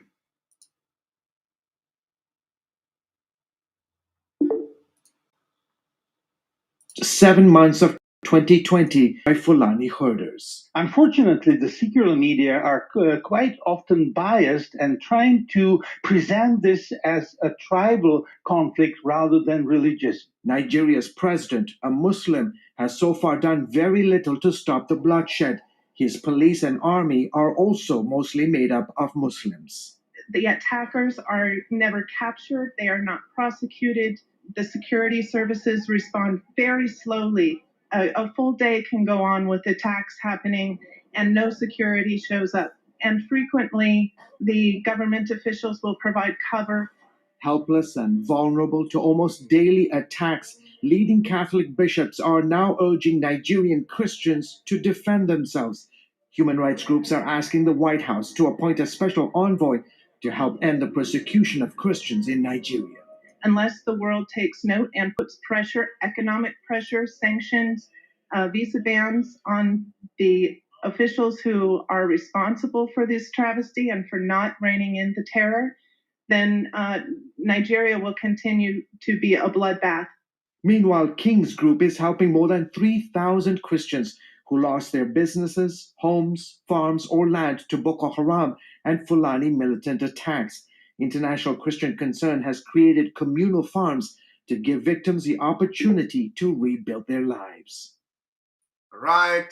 Another suggestion that we pause and have a commercial break for those of you who are yet to like the program, to go and like the program. And so we are pausing now to have a commercial break. And then we have 1,600 and currently 2,800 watching from Facebook, from YouTube alone. So we want to see at least between 1,600 likes to 1,800 up to 2,000 likes, and let us go there immediately as this commercial is coming. Hit the like button so that you will give other people signal that we're live. Thank you very much. Hit the like button as this commercial is going on.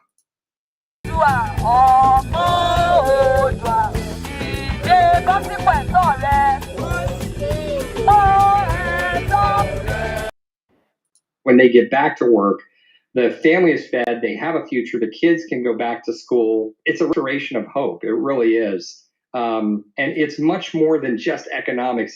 It's the whole community. It's all the parts of life, the emotional, the physical. It means a lot to them. George Thomas, CBN News. All right. Thank you very much for joining again after this commercial. Ken Naok Chuku Anyem, thank you for your super chat. Karata saying you rock while showing their pumped briefs. Thank you very much for your super chat. We appreciate you. We appreciate you so much.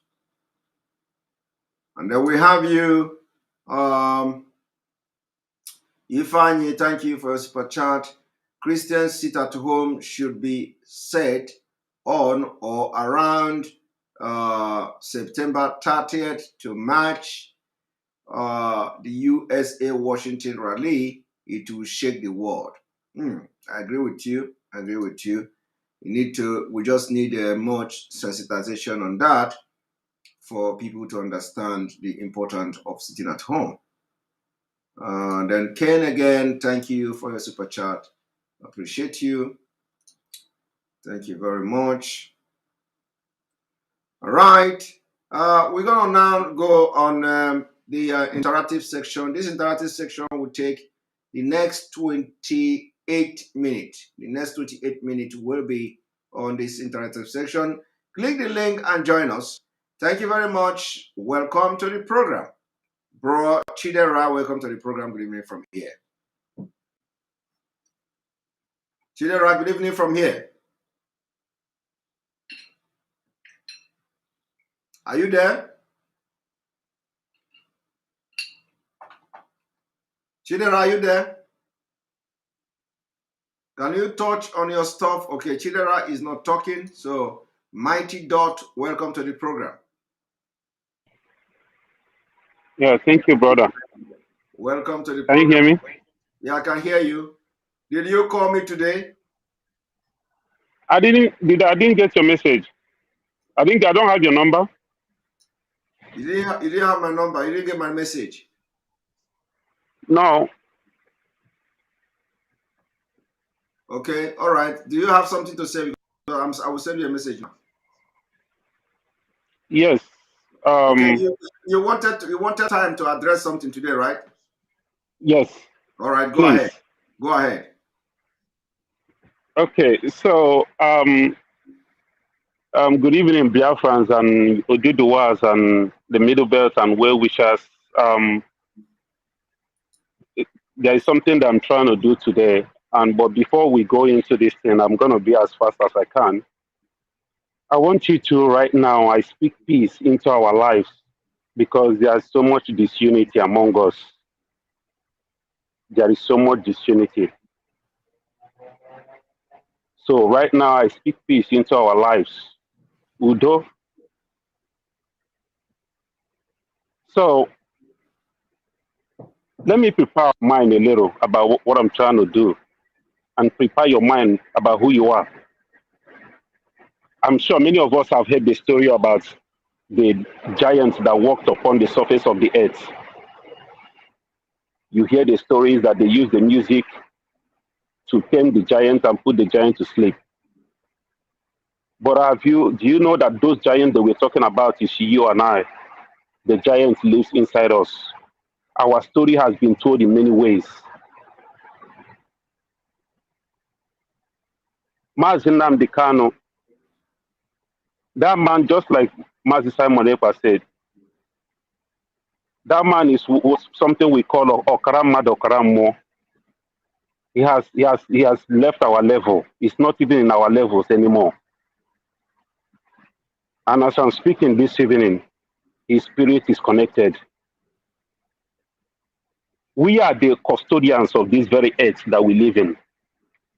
Allah Zoko every day. We are the custodians of this planet earth. We are the originals, the custodians. But it's been taken away from us for some reasons. We are the people of the sun. Do you remember when our ancestors, our parents, they used to come out when they want to pour libation, they come out the first thing in the morning on the first rising sun in the morning. When the sun is set, they will do their libation or fonogu.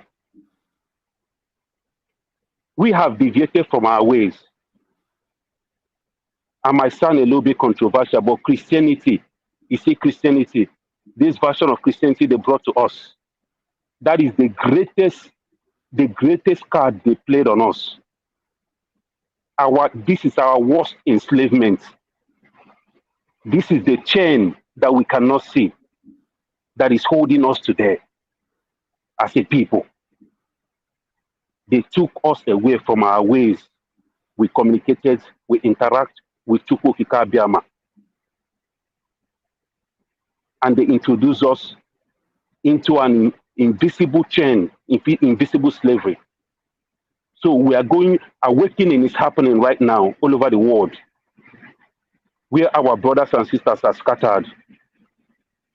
And tonight, we are the custodians of this very planet Earth, and we are going to exercise our power right now. Wherever you are, if you are in a building, if you are inside your room is connected to the ground. Have we asked ourselves a question why we die? The scripture, the Bible said that God created human being from the dust, from the sand. When we die, we are buried on the ground. We are going to wake this giant inside us up. And when we wake this giant up, we are going to connect to this ground. Because we are the custodians of this ground. We are going to connect. Wherever you are, if you are able to lay your hands on the ground, on the sand, do it. If wherever you are, lay your hands on the ground, on the floor. Lay your hands there. Because we are going to exercise the authority as the descendant of the custodian of this land. If you are not Duduwa listening, channel your energy to Duduwa land wherever you are. If you are a Biafran, channel your energy to Biafran land. Visualize Biafran land, your father's land. If you are from the Middle Belt, visualize your father's land. Place your hand on the ground and let's wake this giant up. Let's appease this land for the blood that has been shed. The ground, the land where life began. That very place, the people of the original, we are going to take our rightful place right now and exercise that authority that has been passed down to us, but we don't know. As you place your hand on the ground right now, I speak to our giants. Remember, either one of you, thousands of us that are watching us all over the world, one of you could be the connection to our prayer answered. Chukwu Okikadiama, we bless your holy name. We are your people. We know. Now we know. We beg you, please, have you hated us so much? Have we offended you so much that you detest us? We know you are a loving God. The scripture said, no matter what, you always love us. We are your people. We've wronged you. We have done atonement. We beg for mercy. Please hear us. The spirit of our ancestors, we beg you for mercy. as we command this ground right now, we speak and connect to the blood of our brethren that has been shed upon this ground. We wake their spirits up right now. We wake their spirits up right now. We are going to connect to the fabric and the foundation of this planet Earth. And we are going to cause spiritual earthquake on this ground right now. We are going to decree word. We are going to shake the foundation that every angry spirit will rise. And as we are going to do this, every enemies of Biafra, every man or woman that have had any hand in the shade of the blood of the innocent over centuries ago, over 10 million people were slaughtered, and up to today they have not stopped. We are going to speak to this ground. Every single one of them in the land of Biafra, every single one of them in this struggle, every single one of them in Fulani, wherever they are, the ground is connected all over the world. We speak to this ground right now through this blood of our brethren that has been shed on this ground. We command you, this ground right now, be a poison unto them. As they walk up, as they step their foot on this ground, may this ground poison every single one of them. May this ground be a poison, a curse unto them. Everyone that is against the restoration of Biafra, anyone that has shed the blood of the innocent in the land of Biafra, in the land of Oduduwa, in the land of the Middle Belt, we speak to you and we command you this ground as your custodian, as the original. We are connected with you and we ask you right now to be a poison to every single one of them. Be a poison to every single one of them. So they will fly on the sky.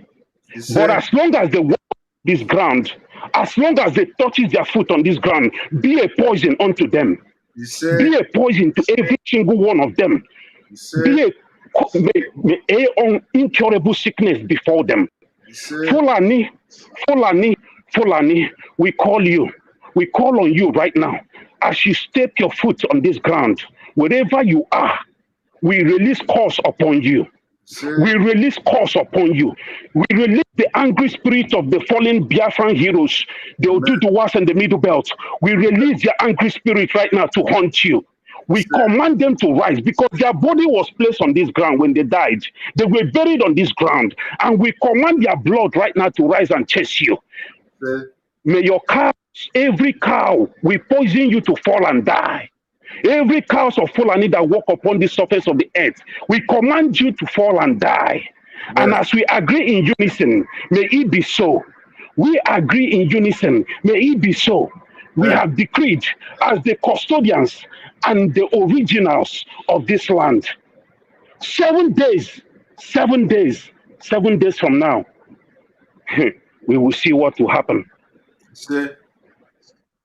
You say? Thank you very much, brother. Thank you very much. Yeah, may God bless you. Thank you very much, and may God bless you for that wonderful prayer. This is what we need now, all the time. Every day we want somebody to make this strong pronouncement. It is time because it is working and it will work. It has always worked. For those who may think that when you say prayer like this, when you have 2 or 3 persons gathered, it is not going to work. You are going to see it will always work. Whenever we say this kind of prayer with faith, God will always, and the thing we worship will always follow it, and it is going to work, and it will work very well. So thank you, my brother, for this your wonderful prayer. Let me use 130 seconds to say something also. There is awakening happening. If you feel it, don't hold it back, because the spirit is rising, the vibration is rising. Yes. The consciousness is coming back up. The frequency, Biafra land is where the frequency of this earth is very high. But we have dampened our spirit by the cow meat we eat. Even this COVID-19, we don't know that because of Biafra, they can cause earthquake, they can do anything. You don't know that this coronavirus they cause it, and then this vaccine is something to dampen because they've seen that awakening is happening all over. You might think, some people might think that the vaccine will kill you. No, the vaccine might be to dampen that spirit, to dampen your giants down, because awakening is happening. So when you feel anything, don't hold it back. I had a car accident not too long ago. I bought a car, and 2 months, not up to 2 months, I had an accident because I received the message and I sat on it. And that message, I don't know, I was scared. I don't know if people are going to believe me or not. I sat on that message. It kept coming to my mind. I sat on it and I had accident. And strange things was happening to me. So this one came again, different messages keep coming. But this one is something that I insisted I must do. So wherever you feel it, just Simon Epa, I know why I was choosing to come and do this here. Anybody that is doubting you, just nnamdi Kanu is a chess player. He know what he did. I know what he did. Concerning you, I know what he did. So don't even worry. Nnamdi Kanu is a chess player. He know what he's doing. So anybody who is saying whatever they say about you, just ignore them. At the end, we shall see. Thank you so much. Thank you very much. Thank you very much. Yeah. All right. All right. We have our another announcement to make, as always. So just watch and listen to this announcement. It is fundraising, our Women in the US fundraising, coming up on the 11th of September 2021, and you must have to be part of it. It is worldwide fundraising.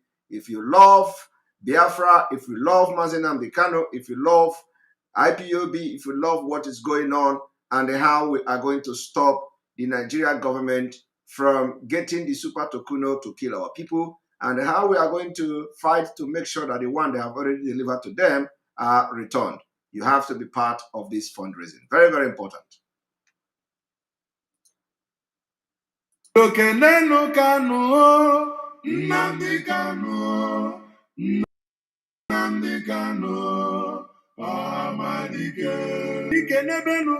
the last fight. All hands must be on deck in this last battle to restore Biafra, most especially in the forthcoming Biafra worldwide mega fundraising.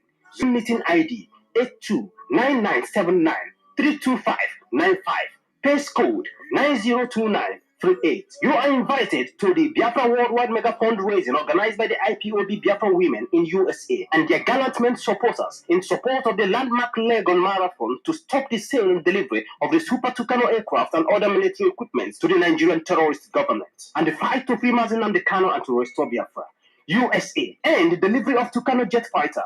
Free nnamdi Kanu now. Free Biafra now. Date September 11, 2021. Time 12 p.m. Eastern Time, 5 p.m. Biafra time. IPOB Women Inc. Account information. Account name IPOB Women Inc. Bank name Chase Bank. Routing number 0830000137. Account number 628087238. Swift code Chasos 33. Bank address 270 Park Avenue, New York. NY 10017. For quick pay with Zelle and Cash App, use account name IPOB Women Inc. Email address umadab@yahoo.com.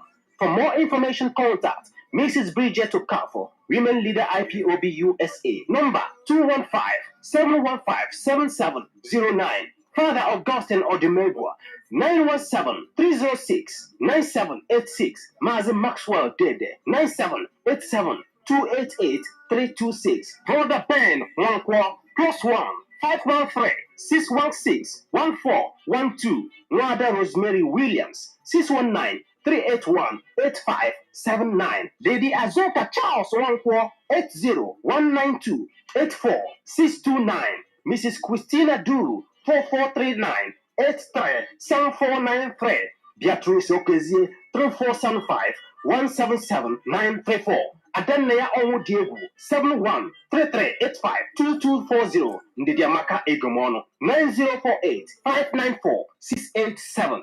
As soon as this information reaches to you, Make sure it gets to others. Makana Ikwepike, Onrubelone Abanaso. Come rain, come shine. Biafra is here and now. This information is reaching you from the table of the all-state media worldwide under the leadership of the indigenous people of Biafra, led by Mazen Namikano.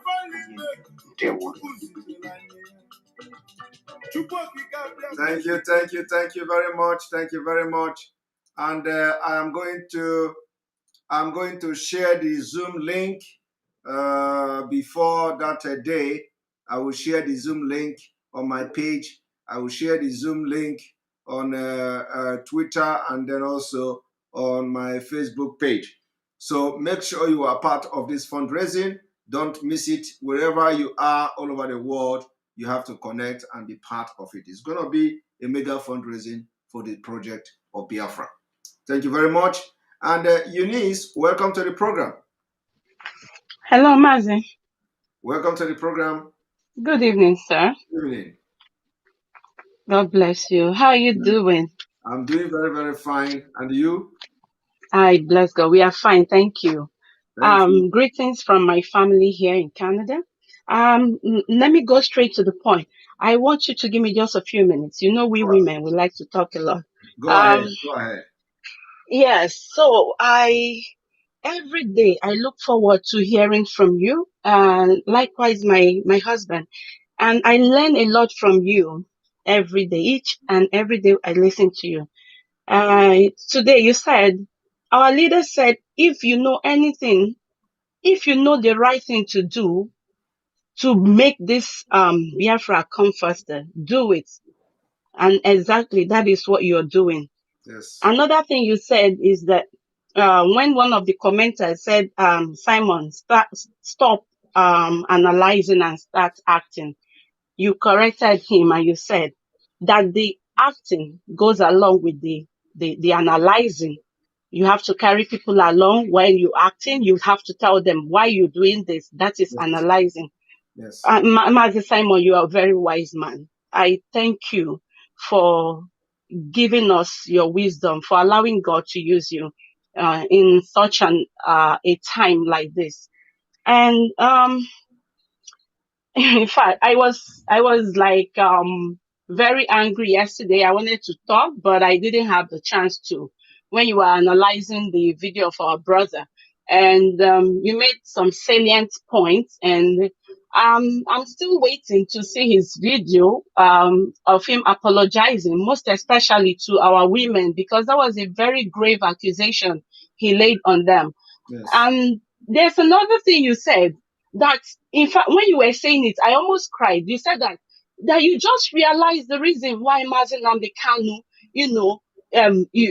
lays curse and he speaks with so much anger. I'm telling you, Mazi Simon, sometimes I just sit down and I begin to cry, and I begin to wonder how our leader has been able to make it within these years. Then now, coming to your own, the rate of attack that is coming at you, with the speed at which is coming at you, I begin to wonder what in the name of God is wrong with our people. Like you said, most of these people, they are not being used by DSS. They are just our brothers, our sisters who are ignorant. Yes. And this ignorance coupled, it's not only ignorant. You also said inferiority complex, and you are 100% right by using that word, inferiority complex. And another thing is coupled with envy and jealousy. When you put all these factors together, oh my God, it leads to destruction. And a lot of our people are letting the devil use them into, they're going down the destructive path. It's just like when you get a bleach solution and you mix it with ammonia. You can imagine what comes out, the type of gas you get from that. You understand? Yes. When you inhale such gas, you see that it's either you have shortness of breath, For those who have done chemistry, titration. Exactly. Yeah. That gas is very dangerous. That is what this is, the resultant effect of what is happening amongst us. When you mix bleach with ammonia, that is very dangerous. It can send you to the ER because you're having shortness of breath, you're having chest pain, you're having complications. Even some people might not make it, most especially if it's someone that has a very terrible asthmatic, um, an asthmatic patient. You understand? Some people may end up dying. So our people should stop all this hate, envy, jealousy, inferiority complex. When you see a write-up by nnamdi Kanu, by Mazi Simon Ekpa, why not just take a minute, read meaning into it, assimilate it? Can't you just read a simple sentence and assimilate it? If you can't assimilate it, if you can't understand it, get someone to interpret the meaning to you. I get so angry when I go to Facebook or Twitter and I see people writing trash.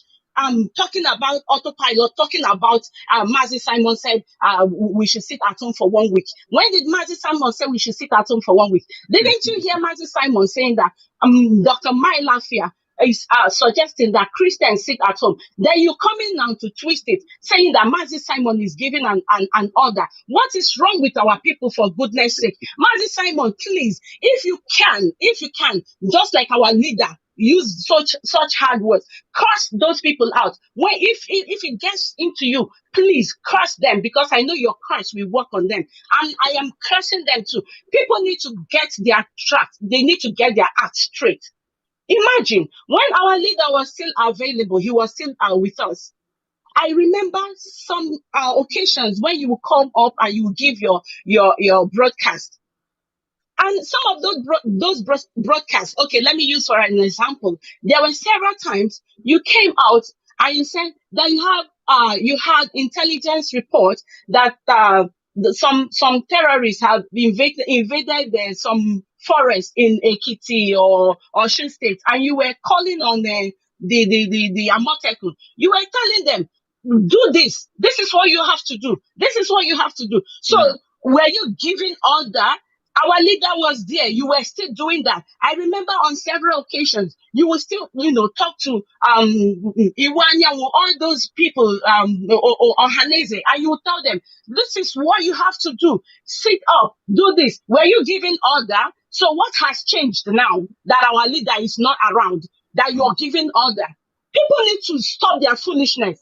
I was listening to one of our sisters. She's one of the agitators. She was so pissed yesterday. She said that some persons recorded some voice notes and sent to her, and they told her that she must, put it out there. And it has to do with you, Mazi Simon Ekpa. And they were telling her, this is what Simon Ekpa is doing. You have to put it out there. He's doing this. He's trying to do this. And she was so angry. And I love what she did. She didn't succumb. You understand? Yeah. And that took me back to our brother, whom we so much love, whom you even commended him yesterday on your broadcast. I felt sad. I was so angry that brother that had such caliber of when he speaks, people listen to him.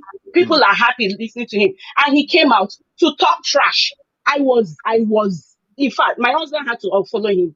I'm telling you the gospel truth. And the most annoying part of it is that Radio Biafra had to put such nonsense on that hallowed platform. I'm telling you, I was so pissed yesterday. My husband had to unfollow Radio Biafra. I can't wait for Mazi Nnamdi Kanu to come out and sack all those idiots. They are idiots. I'm sorry to use this word.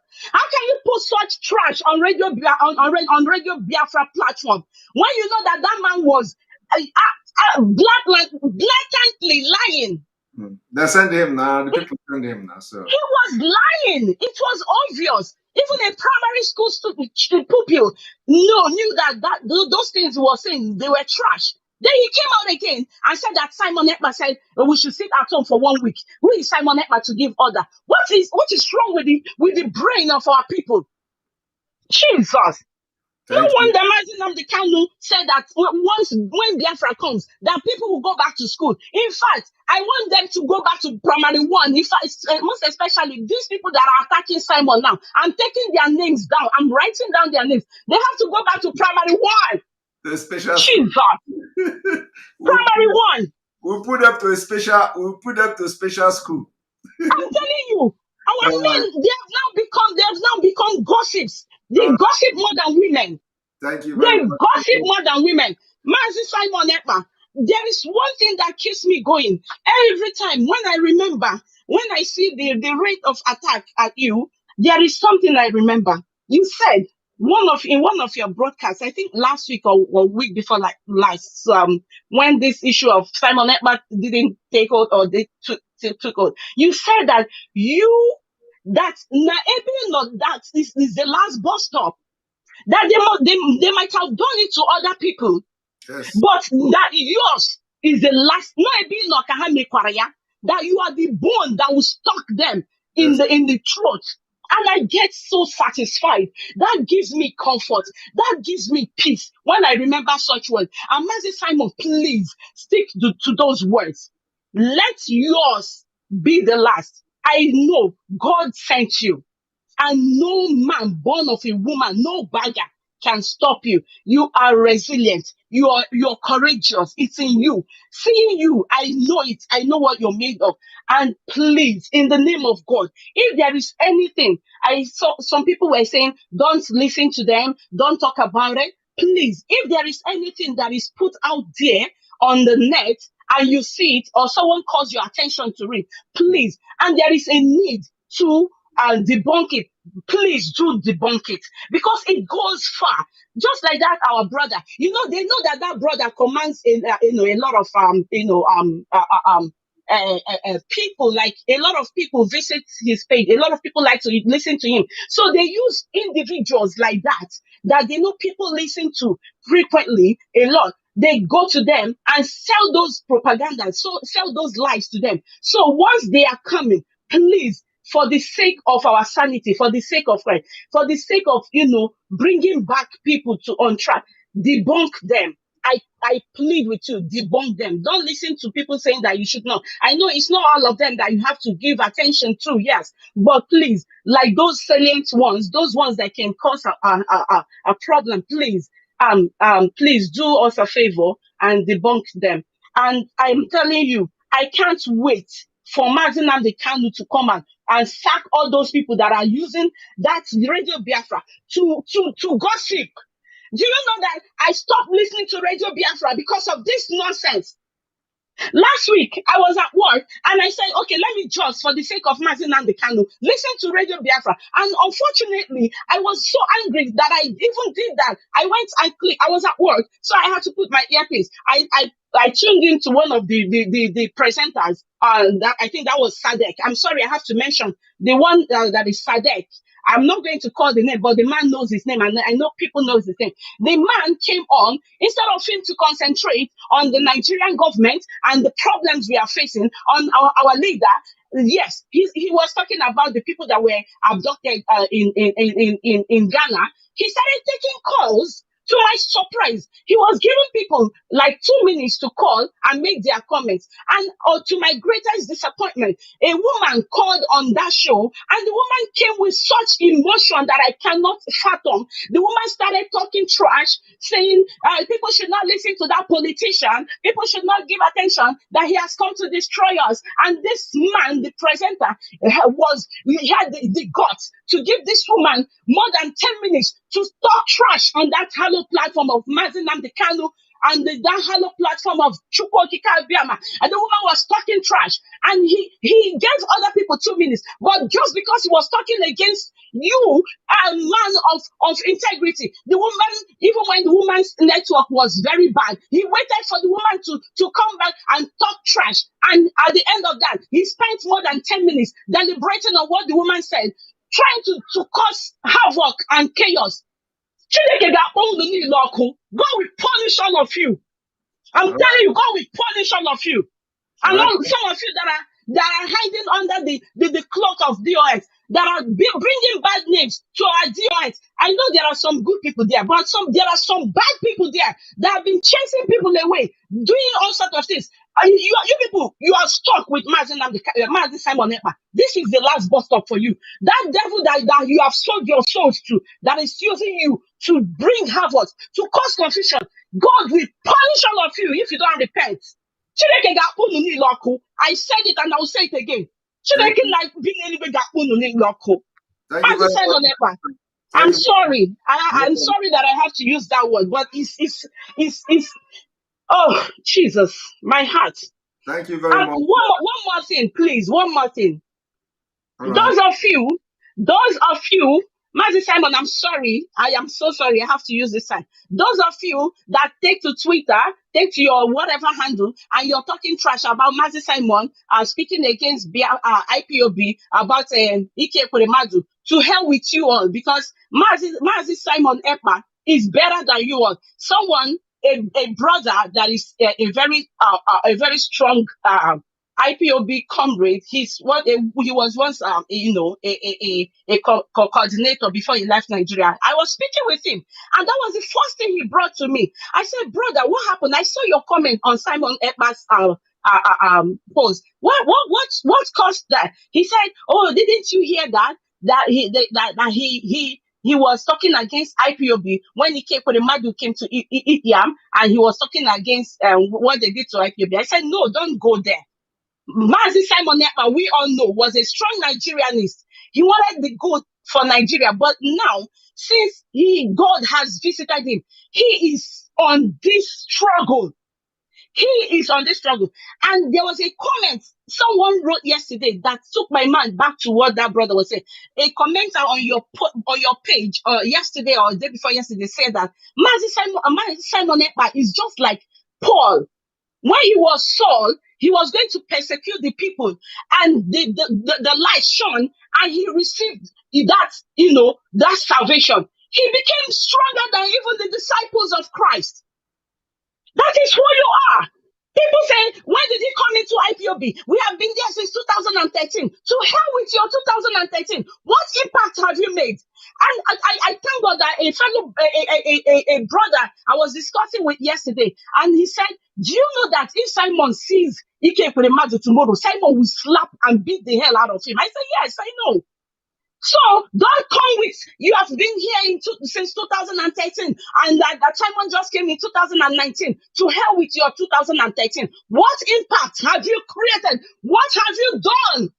Every day, people yell to hear the words of our leader, but our leader is not there. It's only Simon's voice that gives us courage. He keeps us going. And you want to push him on the side. You want to cause him to speak against the struggle. Hell no. He will not let you do that. And God will punish you if you keep allowing the devil to use you. Thank you, Mazi Simon. And please, Mazi Simon, the Bible says that he who puts his hand to the plow and looking back is not fit for the kingdom. That was what Christ told his disciples. I know you have put your hands on the plow, and I know you're not going to look back, because you're going to inherit the kingdom of Biafra, whether the devil likes it or not. Those people that want to push you by the side and laugh at you, they are not going to succeed. In Jesus' name, amen and amen. And I pray for our leader, nnamdi Kanu. May Elohim continue to be with him and strengthen him. And he will come back and sack all those idiots if they don't repent. God bless you, sir. Have a blessed day. Thank you very much. Yes, this was a very powerful one. And for those who say it is enough, it's enough.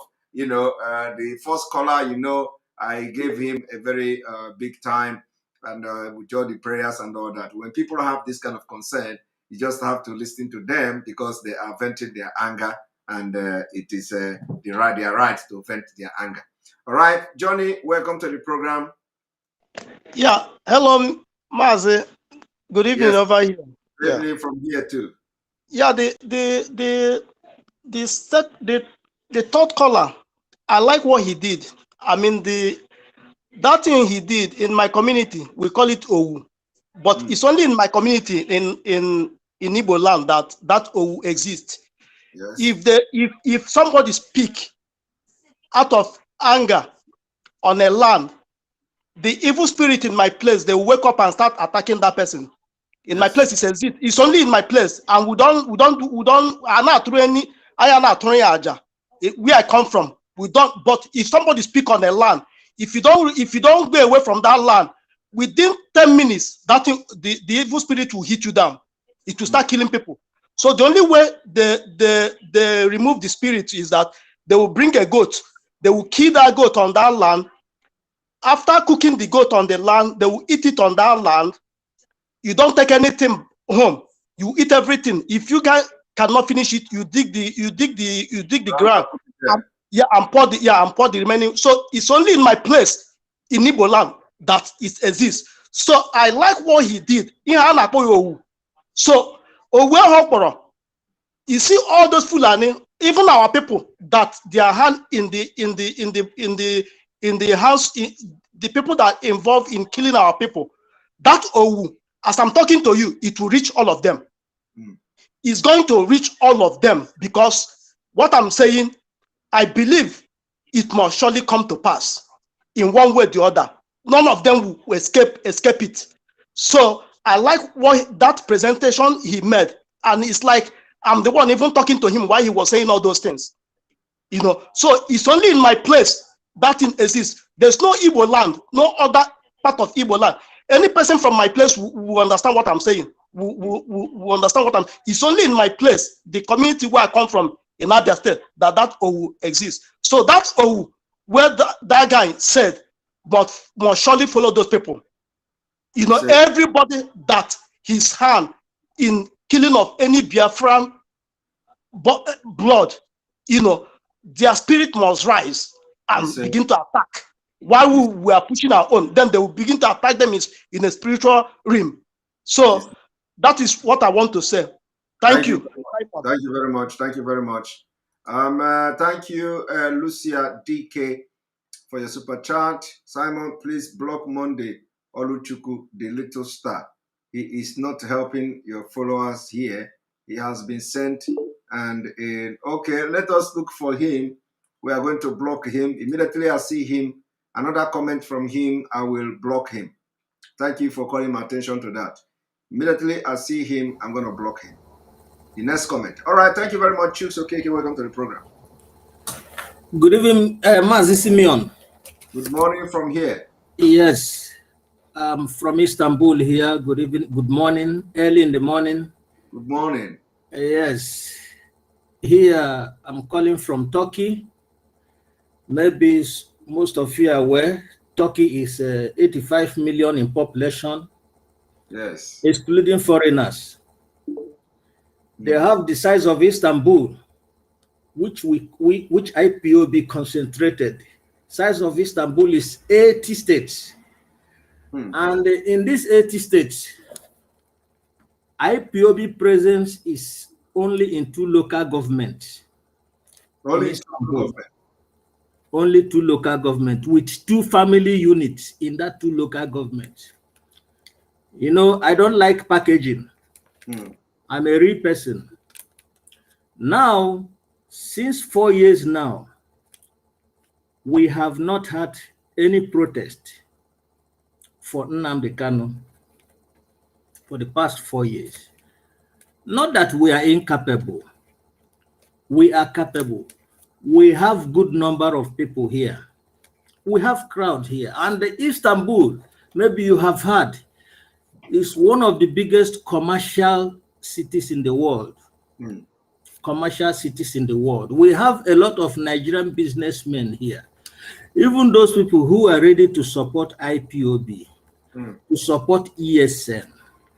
A lot of people has been joining, taking oath, stepping out because of nobody to, to steer them up. Now, throughout the, throughout the pandemic, which took up to 1.5 years, other countries has been doing launching for ESN. And we try to do through Zoom. I don't know. They are turning us down. That is the leadership of IPOB. They continue to turn us down. As I'm talking to you, about 1.5 months ago, 2 months ago, we prepared for a protest because IPOB is a registered organization here. And we have been doing fine. We had a bad record. We applied. Why I'm saying this, because I know that the DOS and other people, every principal officer, they are listening to you. That is why I want to, because there is no avenue provided where somebody can lay a complaint to know the IPOB, to know what is happening. There is none. If there is you are indirectly laying complaint. I'm coming. Let me step down. I just want to know so that you go ahead. I'm not going to stop you. Yes. So that the record will be straight. You are very good. You are laying complaint about something that is happening because nobody have listened to you, and very good. And you have not there is no any other place. You have not gone to Radio Biafra to let this complaint or what? Very good. Very good. Now, after the letter of permission from the Turkish authority, Turkey is a very peaceful country, to be honest with you. Maybe you have negative things outside. It is not like that. Call anybody here, they will tell you, they will attest to that.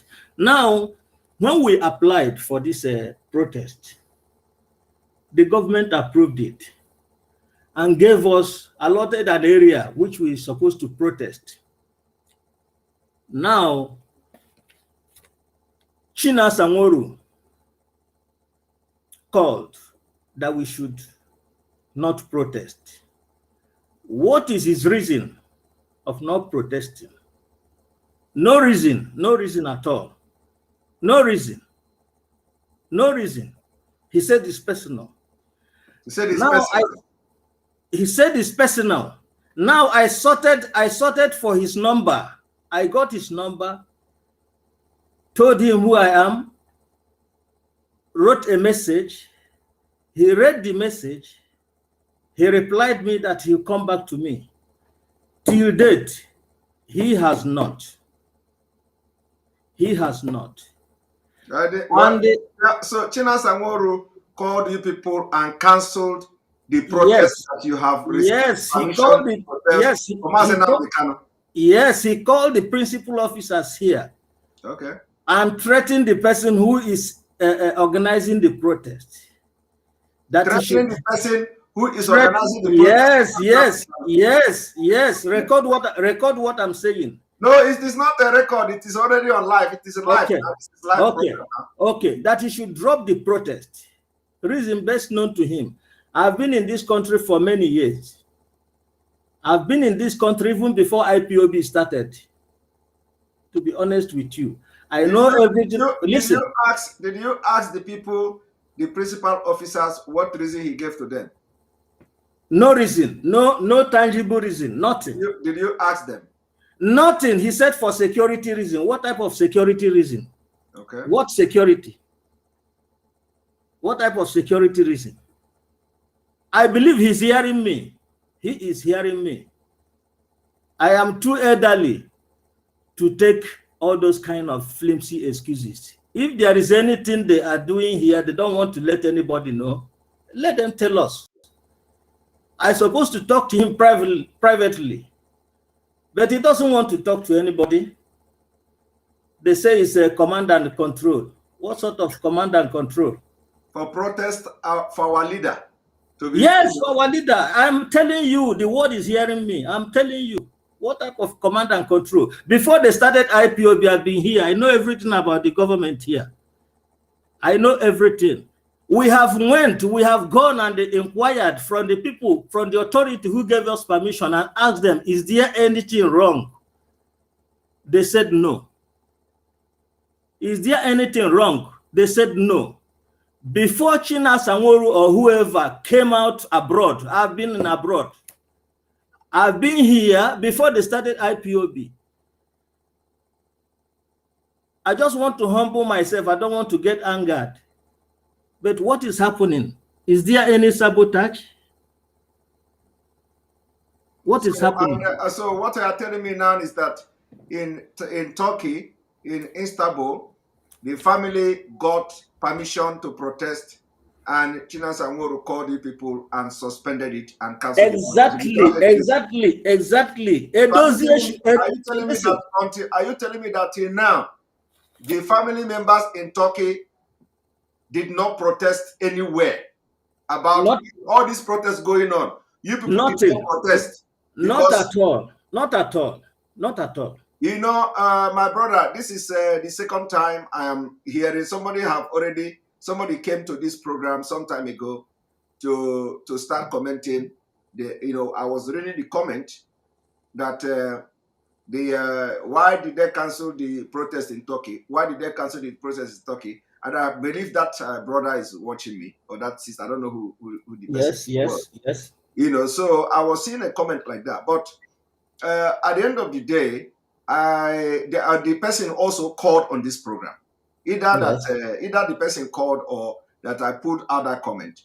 And then I said they must respect the DOS. Yes. For that decision, because the person said he don't know why the DOS suspended them from protesting in Turkey. So those who watch that program can attest to that. I said, well, if that is the case, then the DOS may have a very good reason for suspending it. And no. What type of reason? Please, what type of reason? No, I'm just telling you the way because the person did not go into details the way you explain it now. You understand? The person only told me that the DOS asked them not to protest in Turkey. So of course I was responding to the person based on that particular information he gave on this program, and then I said, okay, if the DOS asked you not to protest, they know the reason why, so you people should respect that and obey that. But now you have come to give more details and in-depth knowledge about, that there is no reason that you should not protest, that you have already got to permit, and you yourself have lived in the country for a very long time, and you know how the country works. So I believe that you complain you led, people of Biafra are listening, and the video is live, as you can see. And can you listen, Simeon? Can you listen, please? Go ahead. Not only talking, not only writing message to this guy. We have written to DOS. Officially, we have written. So many people have written. Let Edoziem, I believe Mazi Edoziem is watching this program. Let him do some investigation. And let me tell you another thing. You see, all these people who are principal officers, who cannot even travel around, maybe from one country to another, who cannot even come over here and ask us what is happening, always online. I mean, this is nonsense.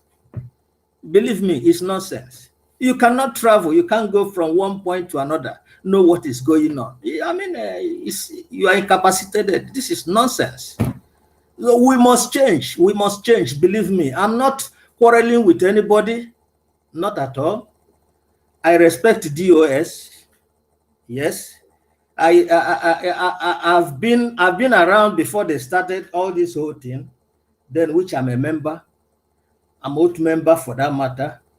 But let us stop all this. Let us be real and stop all this packaging. When somebody hear Turkey, the person will say, Turkey, very big country. They have strong IPOB. Yes, we have. But just a 2-family unit in 2 local governments. And those 2 local governments are in Istanbul.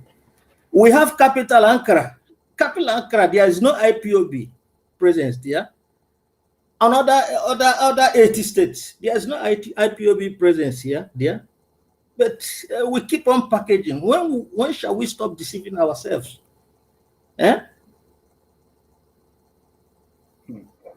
All right, thank you, my brother. I believe they got my message. Since they don't want to make it private, they've got it now. Thank you. Thank you, my brother. The message has been delivered, and we'll hear the reaction that will be coming from them, because I know, because you come to this program, they are going to take it very seriously. They don't want anybody to come here and they say anything that will correct something. So once you have come here to say it, that is good. That is going to be the end of the problem. They are going to do everything to solve it. And so I just go and mark my word that from tomorrow you are going to see reaction from this particular thing you said here. And I want Biafrans watching me to cut this particular video, especially this particular section, and let it go viral so our people will listen and make correction. Our people in Turkey must be looked into what is happening there, and people who have the opportunity to protest for our leader should be allowed to protest. Also, some of them, they want to make fundraising for ESN. They are not allowed to do that. I don't know if I got you correct. Is it that they didn't allow people to do fundraising as well? Correct. They did not allow people to do fundraising for ESN. I am not lying against anybody. We have rich guys here. Everybody know about Turkey. We have rich guys here. We have rich guys here. All right. So I want Biafrans to call this particular section of the video and let it go to every cranny of the people of Biafra to know whether the solution will come or not. Thank you very much. Thank you very much, Chooks Okeke, for coming. Thank you so much. Thank you so much. Good night. Good night. All right, Mr. Sowe, welcome to the program. Hello. Hello, good evening from here. Good evening, Mazi Simon. God bless you, sir. God bless you. Yeah, yesterday my system was fucking up. Okay. So, well, I just want to use this little space to beg some people. I want to beg from the bottom of my heart because we are the type that start with begging. We beg and beg till we get angry and we discover there's a demon in us we cannot control. That's why we beg. So I will still continue with the begging. I want to beg some people that I want to tag distractors. I just want to beg them for some reason because of MNK, because of nnamdi kanu, you know. The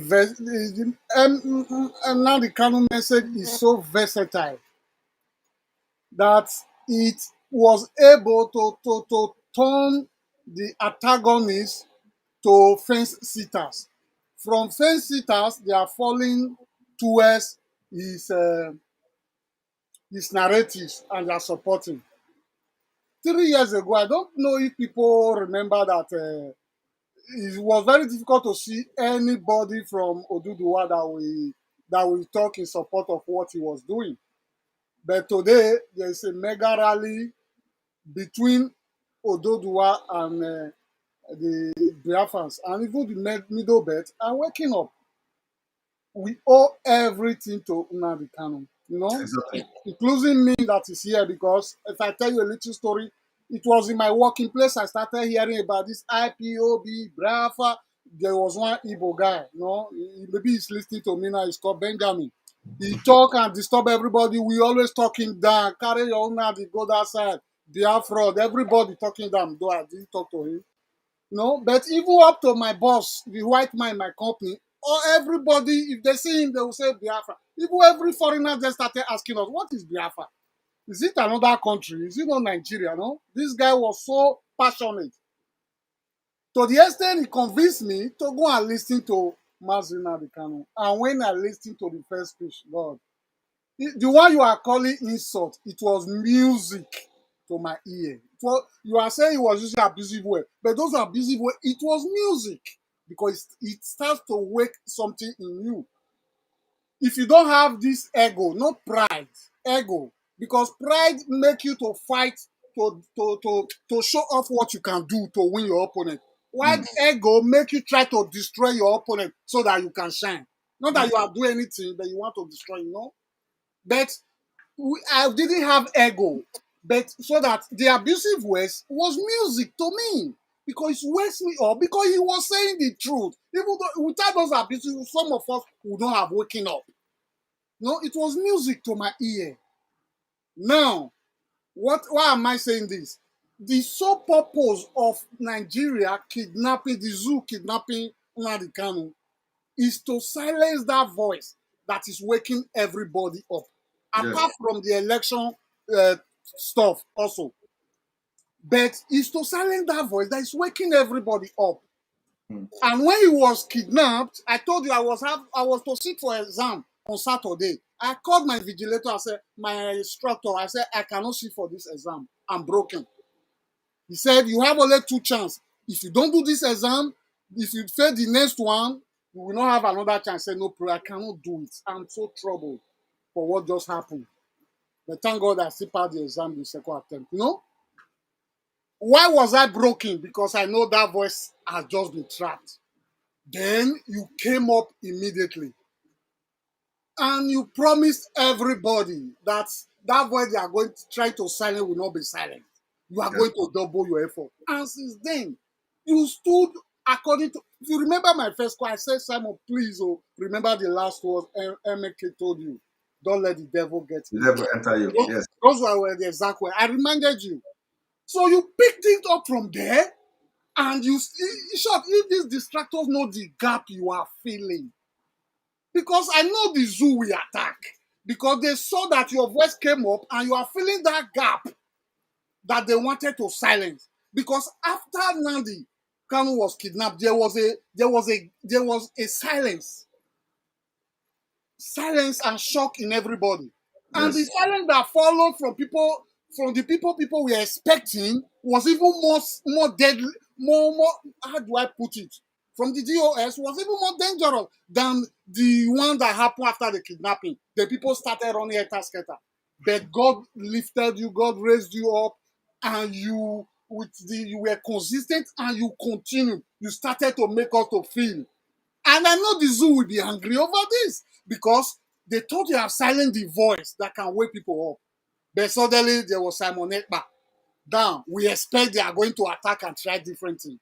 But the only thing I never expected was that it will come from the people that say they are fighting for the same thing. The people that say they are fighting for the same thing. Because of the ego, they refuse to take correction. Because if Onyemachi Uba have called you or wrote you and said, what do you mean by this? I am very sure you would have humbly wrote him, explain, and teach him for him to learn before he come online to say those rubbish. And let me tell you this. The very guy that talked to me, that make me to go and listen to Mazi Nnamdi Kanu, the last time I saw him, I was talking to him, are you going to IPOB meeting? The way he replied me showed that he himself, he was dissatisfied. Like he was no longer going. I was heartbroken because this is the same person that talked to me about IPOB that make me to go and listen to Mazi Kanu. So why are people allowing themselves to be the trampoline of attack against somebody that is doing? Everybody should forget about ego. I am begging because you are hurting people. There are many people that are still on the fence now.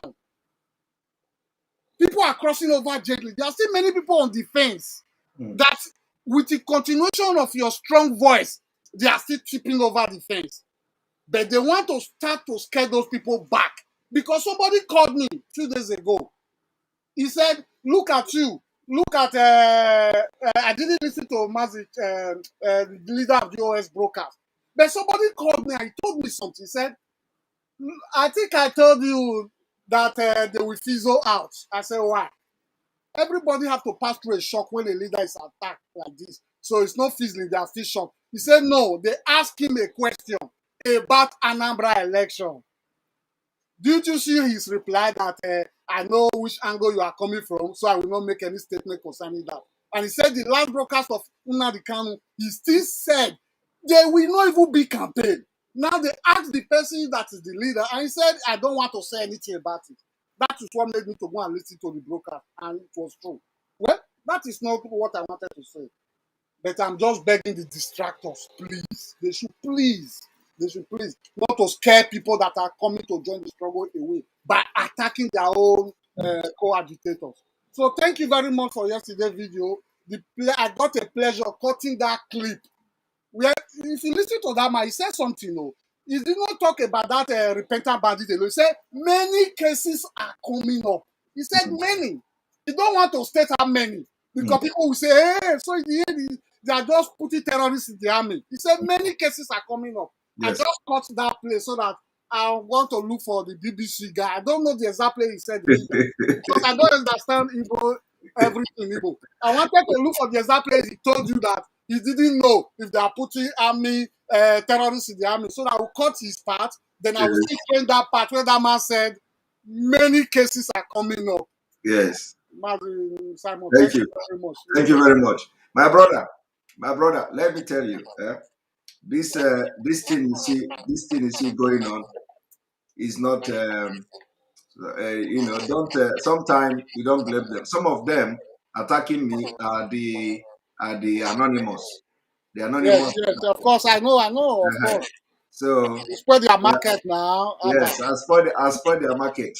so they are angry and they are using. So anybody you see attacking me is not Of that course, the of person course, have of course. collected money. They are hurting the struggle. They are hurting the struggle. All right, but we cannot stay and No, allow them me, to be scamming our people. me, I cannot go back. Presently, I cannot renew my Nigerian passport. I know I spent a hell to renew it. I cannot renew it again. I didn't want European passport. I'm due for it. I will have to get it till Nigeria is dissolved. There's no way I will go back and renew that. I'm stateless till Biafra is restored. Anyone that is restored, as long as it's not Nigeria. Exactly. Stateless. You can declare yourself a stateless person. That is true. Yes, so I'm stateless till Biafra is restored. Thank you very much, brother. Thank you very much, sorry for your comment. Now, Amos Okechukwu. Amos Okechukwu, your comment is on the screen. You said, "Where is Onye Maechi Oba ranting on social media against Simon Ekpa? Can you see it in Turkey where you are? You can't sensitize your own IPOB Turkey unit. Mad people everywhere." I don't even know that he is in Turkey. Okay, so he's in Turkey, and is he aware that they got permit to protest in Turkey and they canceled the permit for no reason? You know, but if they tell the reason to him and he is happy shouting about nnamdi kanu this, nnamdi kanu that, a protest that is targeted at protesting for nnamdi kanu, they cancel it, and he is in that particular country and without no tangible reason, and people are complaining. And we have never seen him to make a video about to complain like the other people who are concerned are coming here now to call me. This is the second time somebody from Turkey has come to the program. The first time I decided I didn't want to, I was looking at the comment at the end of the day, the person called in, and this is the second time somebody is coming to lay a very heavy allegation on what is going on in Turkey. So that our brother should also carry his offer and begin to talk to people who are sabotaging the protest in Turkey, not Simon Ekpa.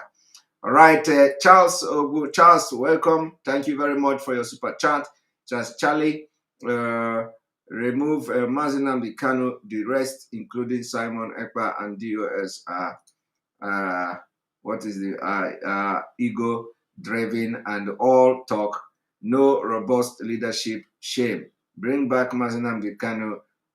We beseech thee, O Lord. Yes, so we agree. That's why we are here. Let them bring nnamdi kanu back to us so that the struggle will continue like it has always been. All right, I'm going to bring you Bro Chidera. You came before and the system was some kind of problem. Bro Chidera, welcome to the program. Are you here? Your system is still not talking. Check your audio. Can you click on the setting and check your audio, please? Can you check your audio, please? Chidera, your audio is not working. Your audio is not working. Right, I'm going to take you out. Akanwa Abba, welcome to the program. Akanwa Abba, welcome to the program. Akanwa Abba, can you check the setting and then click on the mic to mute yourself? Akanwa Abba. All right, I can't hear you. I have to take you out. Emeka, welcome to the program. Emeka? Master Simon.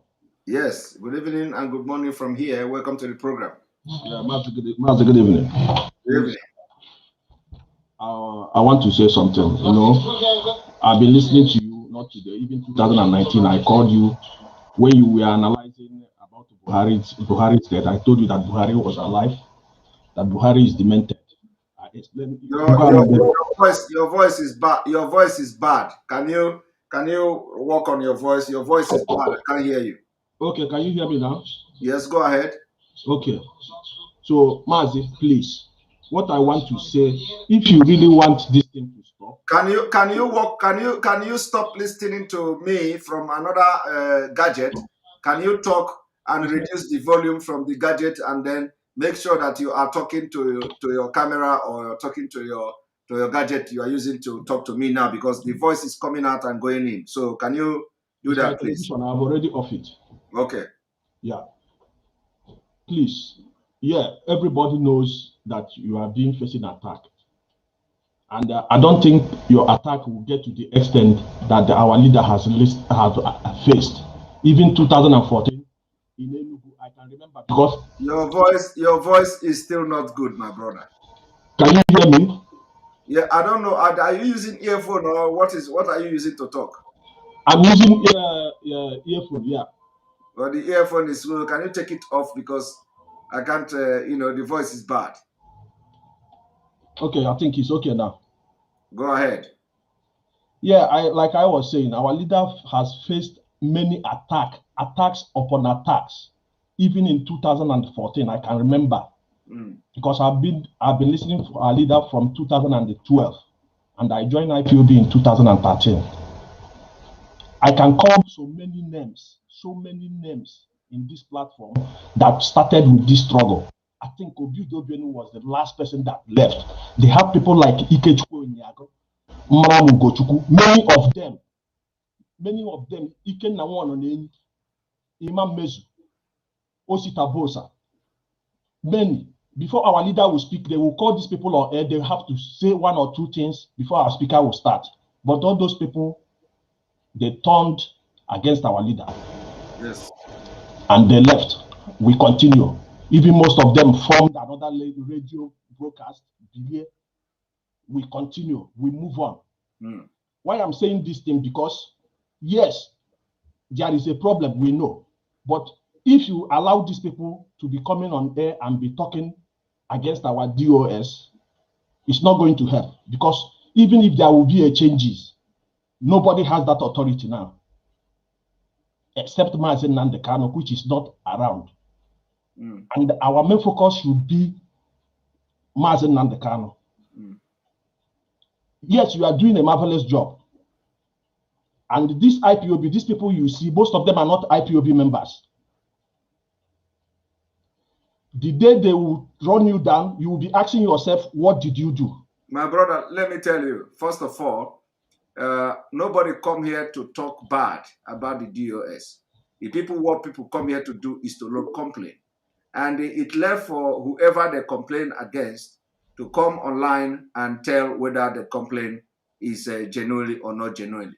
So nobody come here to attack. So let me correct you before you sell a very wrong impression.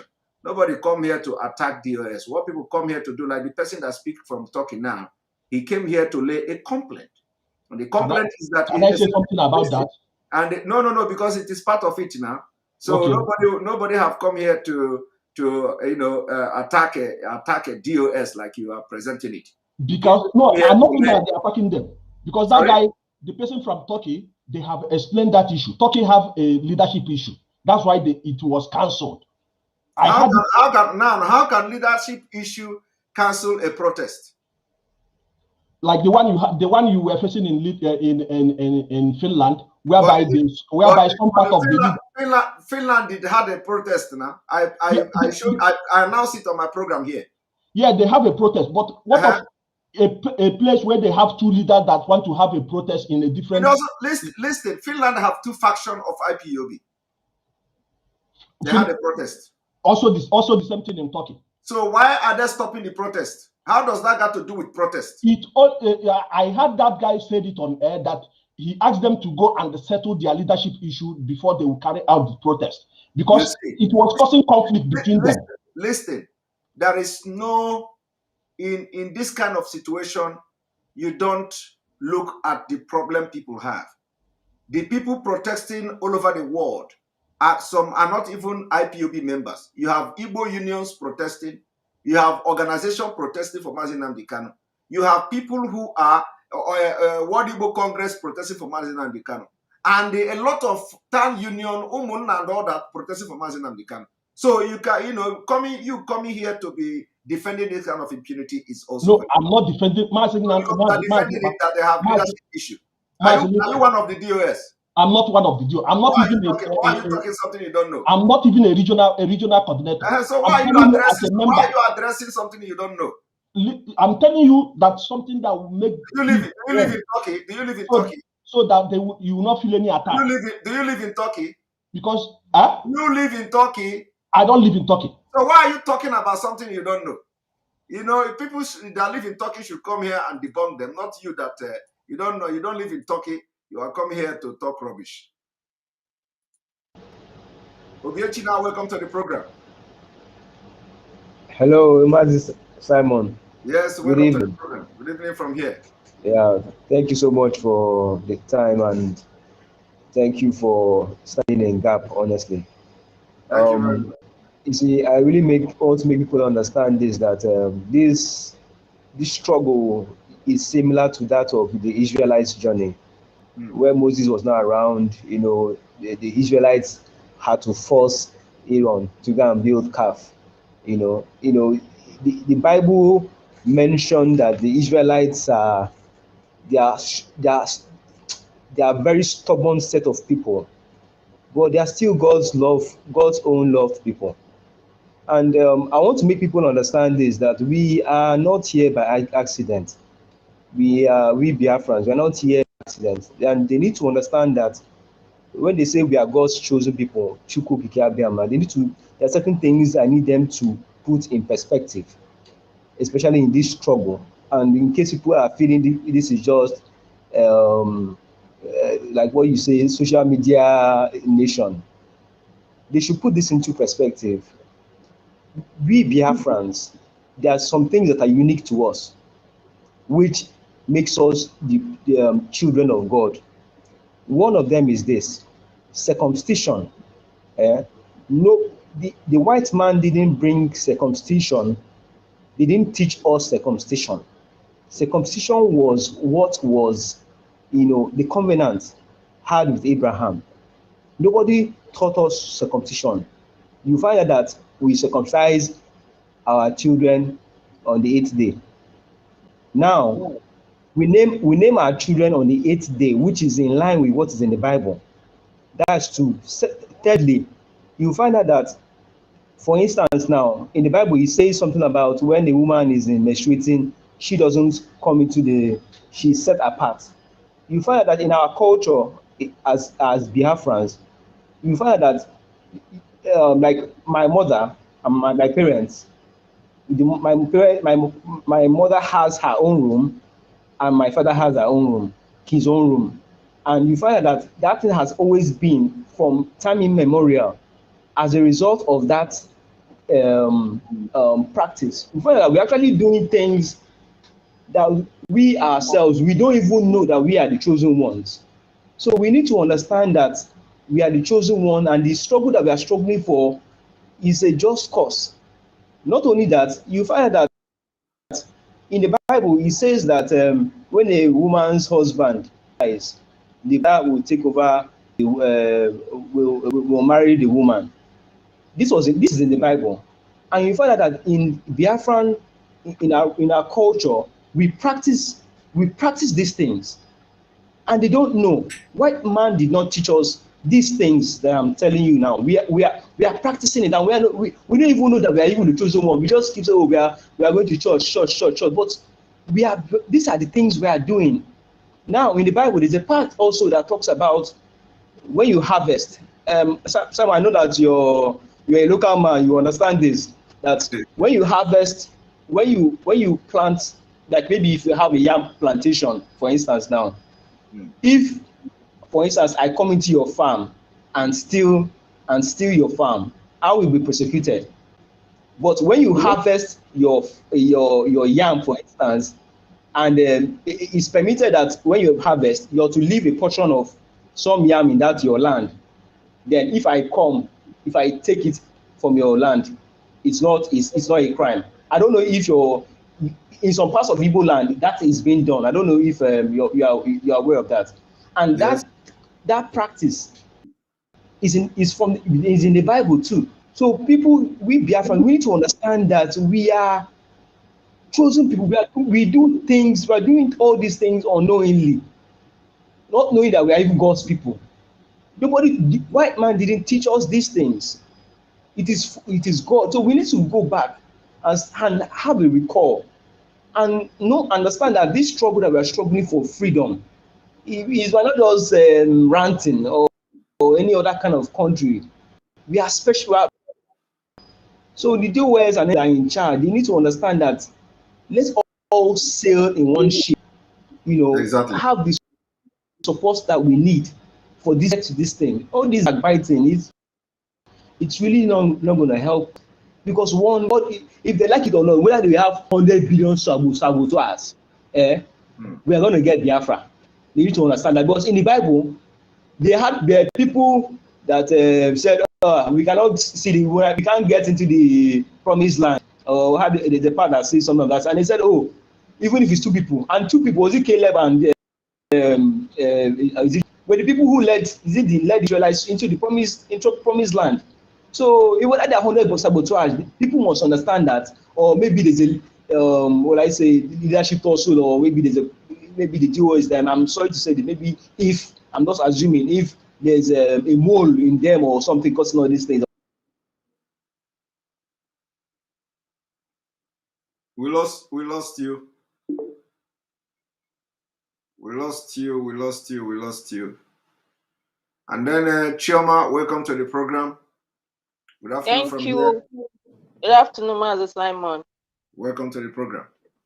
Thank you. Are you hearing me? Yes, I'm hearing you. And I have actually stayed almost 1 hour more than the time I wanted to stay. I wanted to end this program at 2.5 hours. Now I'm staying almost, this is 3 hours 20 minutes. So I'm going to take you, and then I will take N Special and Amaka, and then we'll end, because I can see that this Amaka and N Special, you people are new here. So all right, welcome to the program.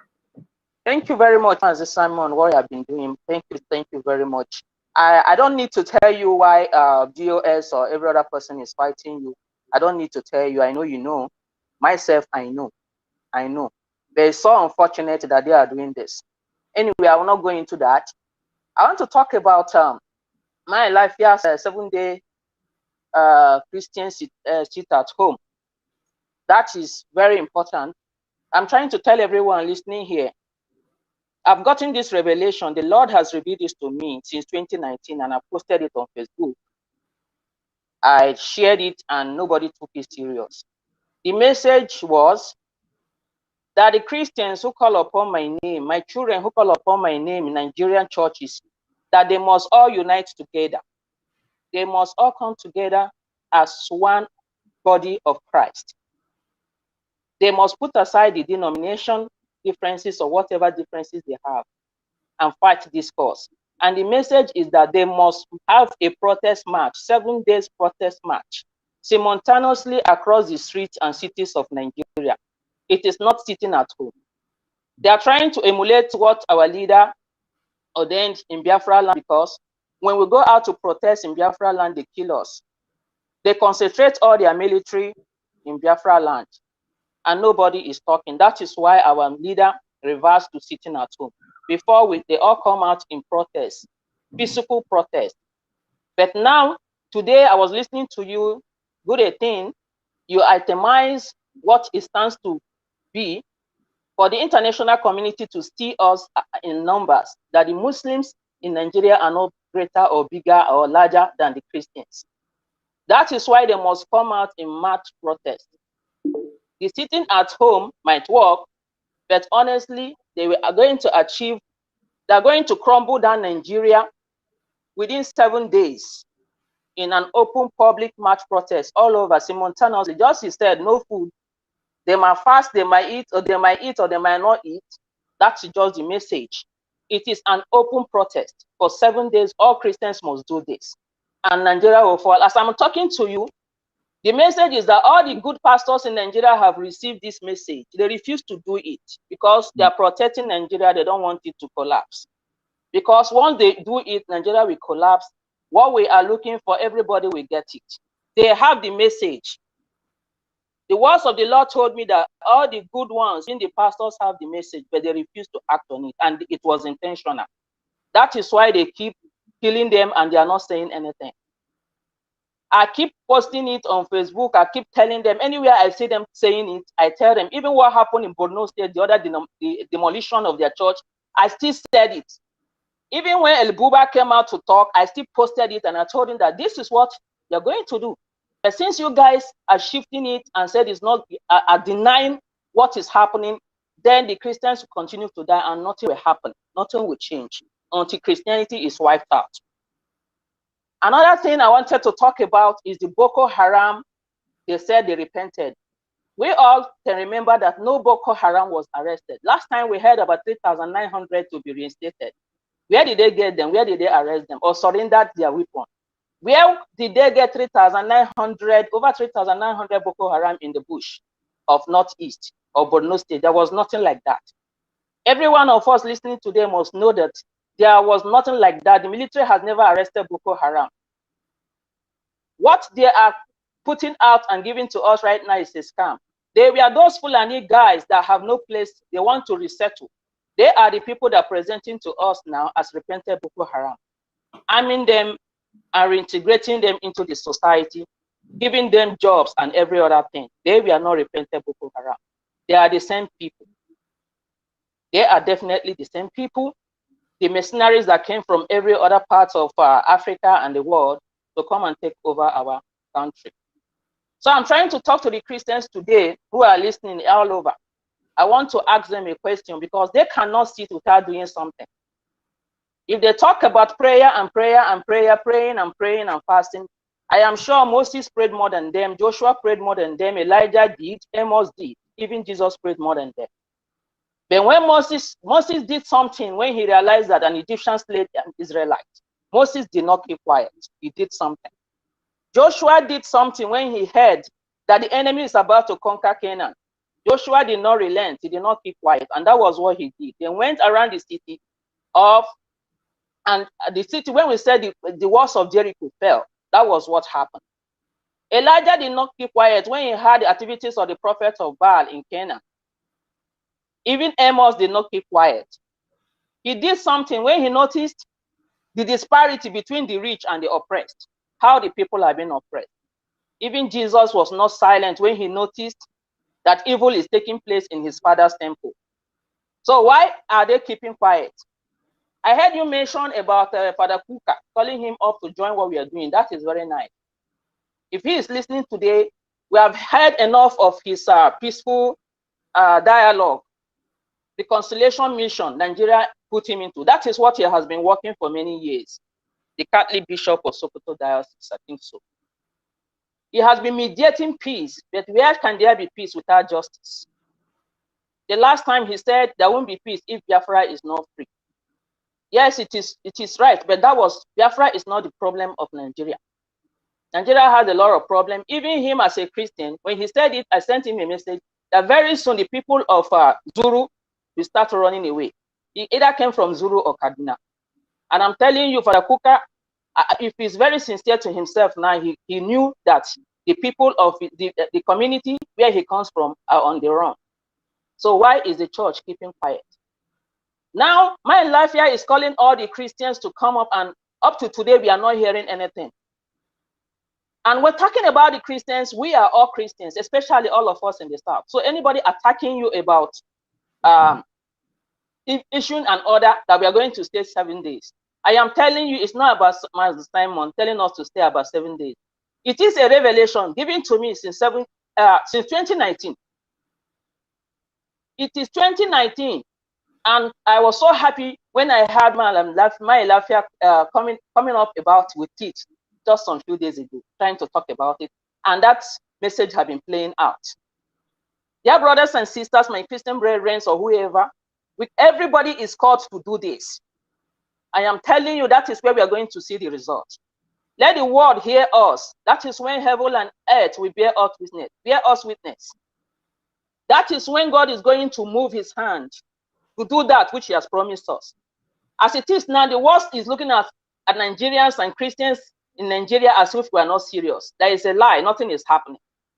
Of course, nothing is happening when everybody has gone to lie down and sleep as if nothing is happening. Every other thing is good. They are burning our churches, killing our people, killing the followers, killing the worshippers, and nobody is saying anything. This is disgusting. The world will hear us when we walk and protest on the street, or the day we decided to sit for 1 week at home, hands down our tools, as May Lafia has said. I like that and I encourage that. Unfortunately, I'm not in Nigeria, but honestly, this is what I've been advocating for. And the earlier we have it, the better. It is going to stop the agenda of the Fulanis. Trust me. It is going to give them a big blow. So please, anybody who is talking down against the 7-day fasting and prayer protest or whatever, hands down too. Honestly, that person does not want us to be free. That person does not want us to be free. But I'm very, very sure that will be the beginning of our freedom. Thank you, Mazi Simon, for whatever you're doing. Thank you very much. Thank you very much. Thank you very much. Thank you very much. Yeah. Right. I'm going to bring M Special. Welcome to the program.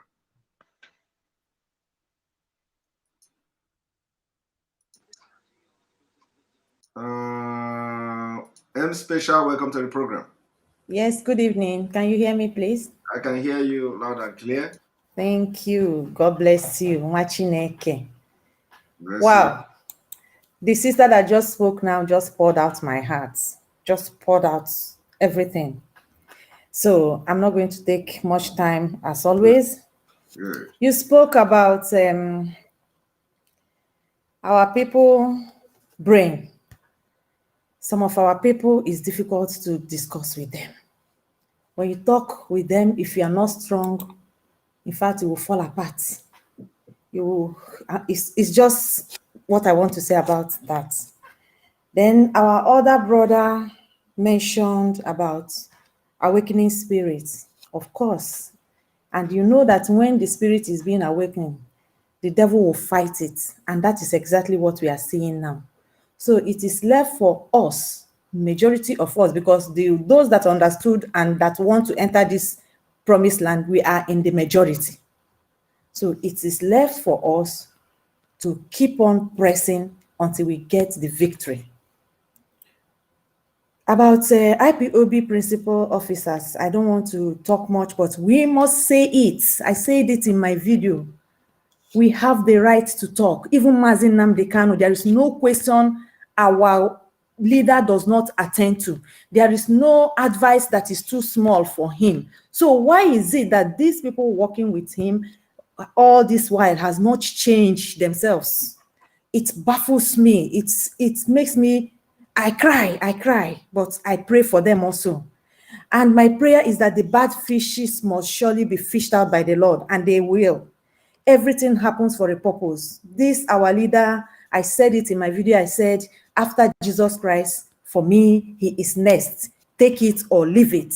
Because what he is shouldering is too much. And his absence has made us to know that, in fact, it's like he is alone in the thinking part of this thing. Because when what happened, majority of those working with him, nowhere to be found, no response. They were too shocked, like, I mean, it was you that God used. Till now, I have not even put myself together like many others, even my children, my husband. And we come to the media, we'll be hearing all this trash. I'm so disappointed, but I know God will give us the victory and give them that are trying, if it's lack of understanding, they will get that understanding. About insult, when I started my video newly, it was like this. You talk to them, it was one of my pastor brother that really make me to calm down.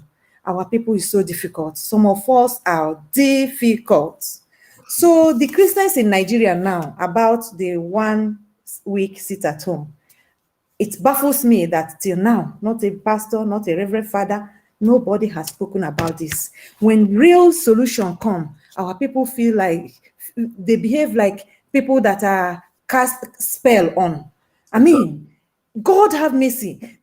When I heard this, I was so happy. So happy. I was waiting to hear when it will start. I said, okay, God, you are doing something. Till now, I have not had anybody mention about it. People are there now talking about you are this, you are that. I mean, where are our brain? Where? And the worst of it is that even the leadership we are looking up to, the one that we have faced off has gone out. Till now, we have not also heard anything tangible about from them. The Radio Biafra has become, I don't know. I don't even go there anymore. That's why I don't go to Facebook, because you go there, you might die before your time, because the people you expect to know better, when they talk, you feel like you're alone in the planet.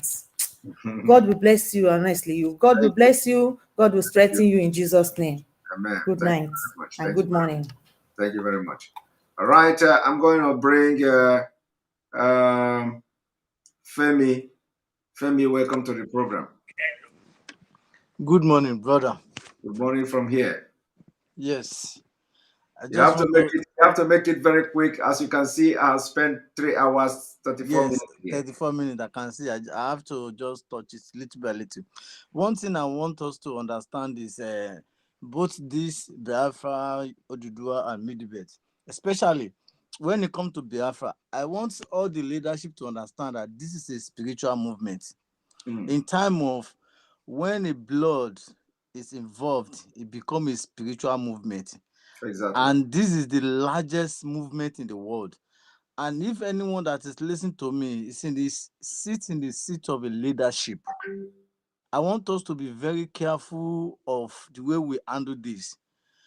In all these things, this saga that has been happening, it is very sure that we must have lost some people back to being disappointed of this movement. And that should not be happening at this point. We are at the critical position. The leader that is teaching people, moving people both left and right is not around. And other leadership should learn how to go extra mile, like what you are doing. For example, if you are not in place, if my ego is not there, then the struggle is dead. It's automatically dead. And the person that is talking from Turkey, there's nothing that should be like leadership crisis, and because of that, you are stopping the process. It should not happen. I'm very sure Mazin and the kanu that is incarceration now, some secrets must have been exposed to him where he is about the Fulani saga. Some secret must have been exposed to him. And by the time he comes outside, it's coming out to be boiling. And we that is fighting this, I want us to understand it. In the 60s, millions of people have been killed. In the recent year, also millions have been killed. When a movement like this, and blood has been shed innocently, it becomes a spiritual movement. God was talking to Cain. He said, Cain, where is your brother? The blood of thy brother that shed cried to me. It means blood cried. Blood has power. Blood can destroy. Blood can kill. The Bible said, this blood shall be a token of covenant between me and you. Put this blood in your doorpost. When I see the blood, I will pass over. That's what it means, because millions of blood is crying to God. That God, the Bible said in the book of, I think, Revelation, say, oh Lord, how shall thou be quiet to avenge our blood upon those that live in the earth? That means the apostle of those days, their blood is still crying for God to avenge their blood upon people that live in the earth. This is I want people, both the leadership, people that is, irrespective of your position, please, we that were in Nigeria, we don't, at least I belong to a group where the Oduduas and Biafra, we have a secret meeting and nobody will know. I won't want to expose our location, because I know if I do that, the police will be there tomorrow. We do have a meeting that we discuss between ourselves. In fact, I can categorically tell our people that many of our people will be going to the US over the weekend to join the protest. This is what we need at this moment. We need people like you, the leadership as well. Everybody must not belong to IPOB. If everybody is in the bus stop, we are going to Oshodi.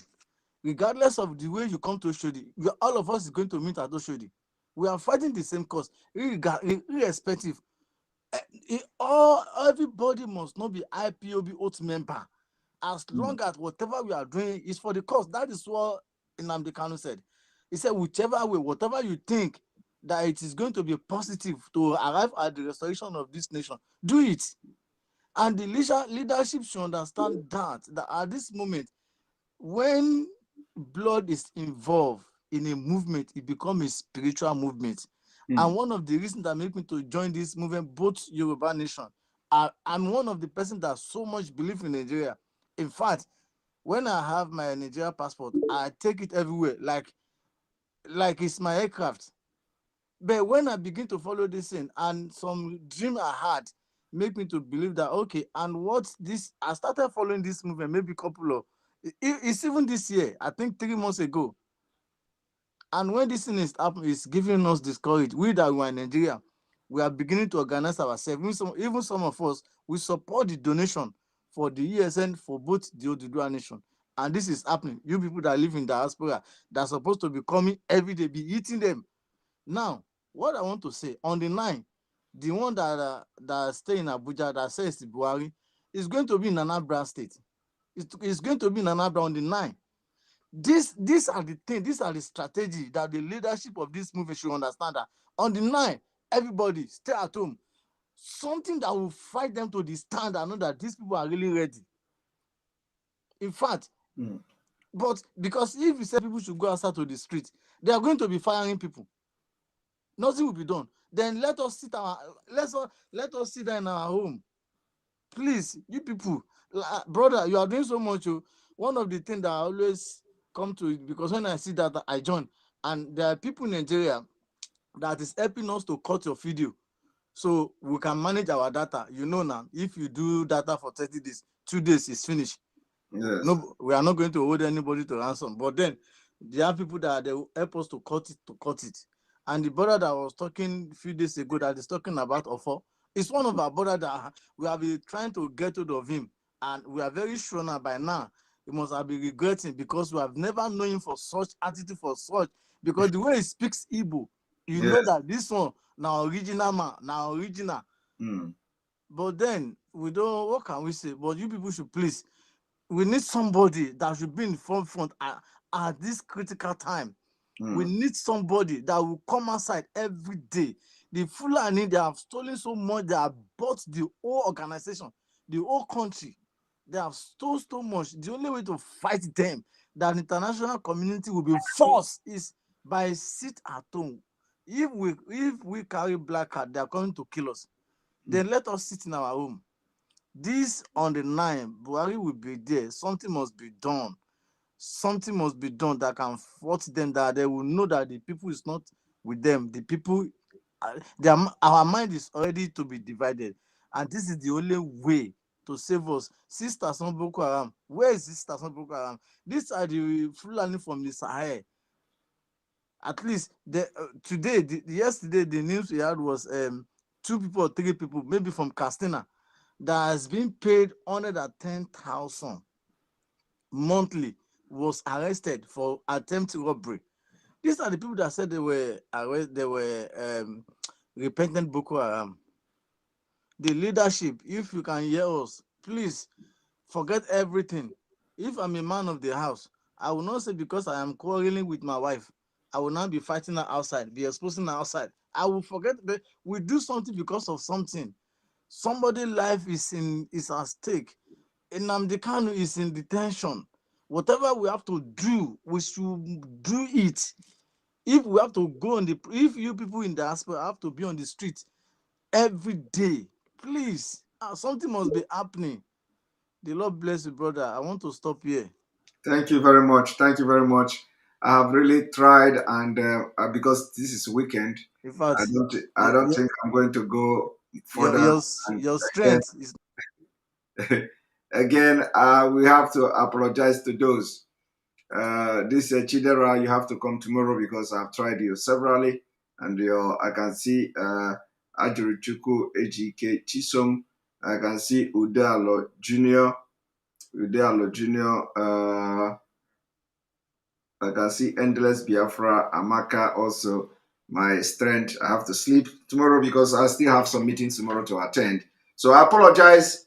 Tomorrow we will continue from where we stop. And remember the awareness for this particular sit at home for all Christians in Nigeria have started. So we are going to be coming with more in-depth analysis to why you should support it and what it is going to bring if you support it and all that. So always stay as we bring this thing to you and to make sure we promote it.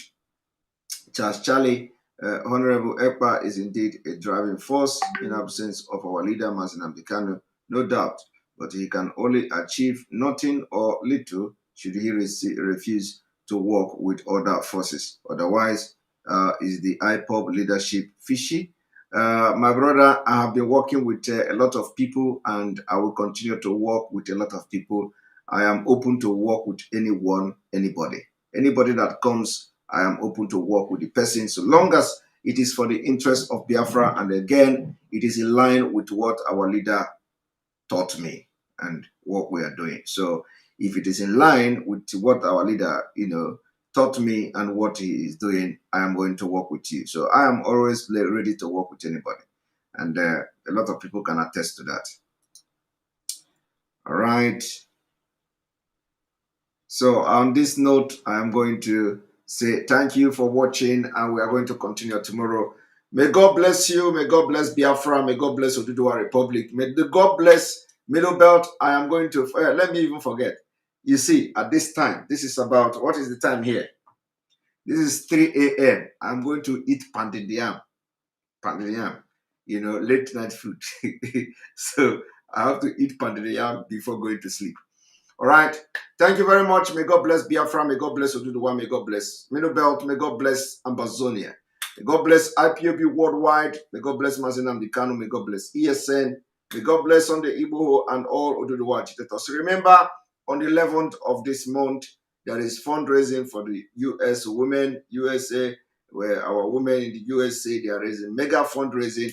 You have to be part of it wherever you are all over the world. I'm going to post the link to the fundraising on our page, and you have to click and join the fundraising to that day. Make sure you also join the mega rally coming up in Washington, D.C. A lot is going to be happening from now on, and you will know that we are serious, and Nigeria will divide in the very, very soon, like you can ever imagine. Remember, if you do not join your hand to destroy Nigeria now, Nigeria will destroy you. So you have opportunity to make a change. You have opportunity to make your voice heard. And everything that will bring Nigeria down, we are going to support it.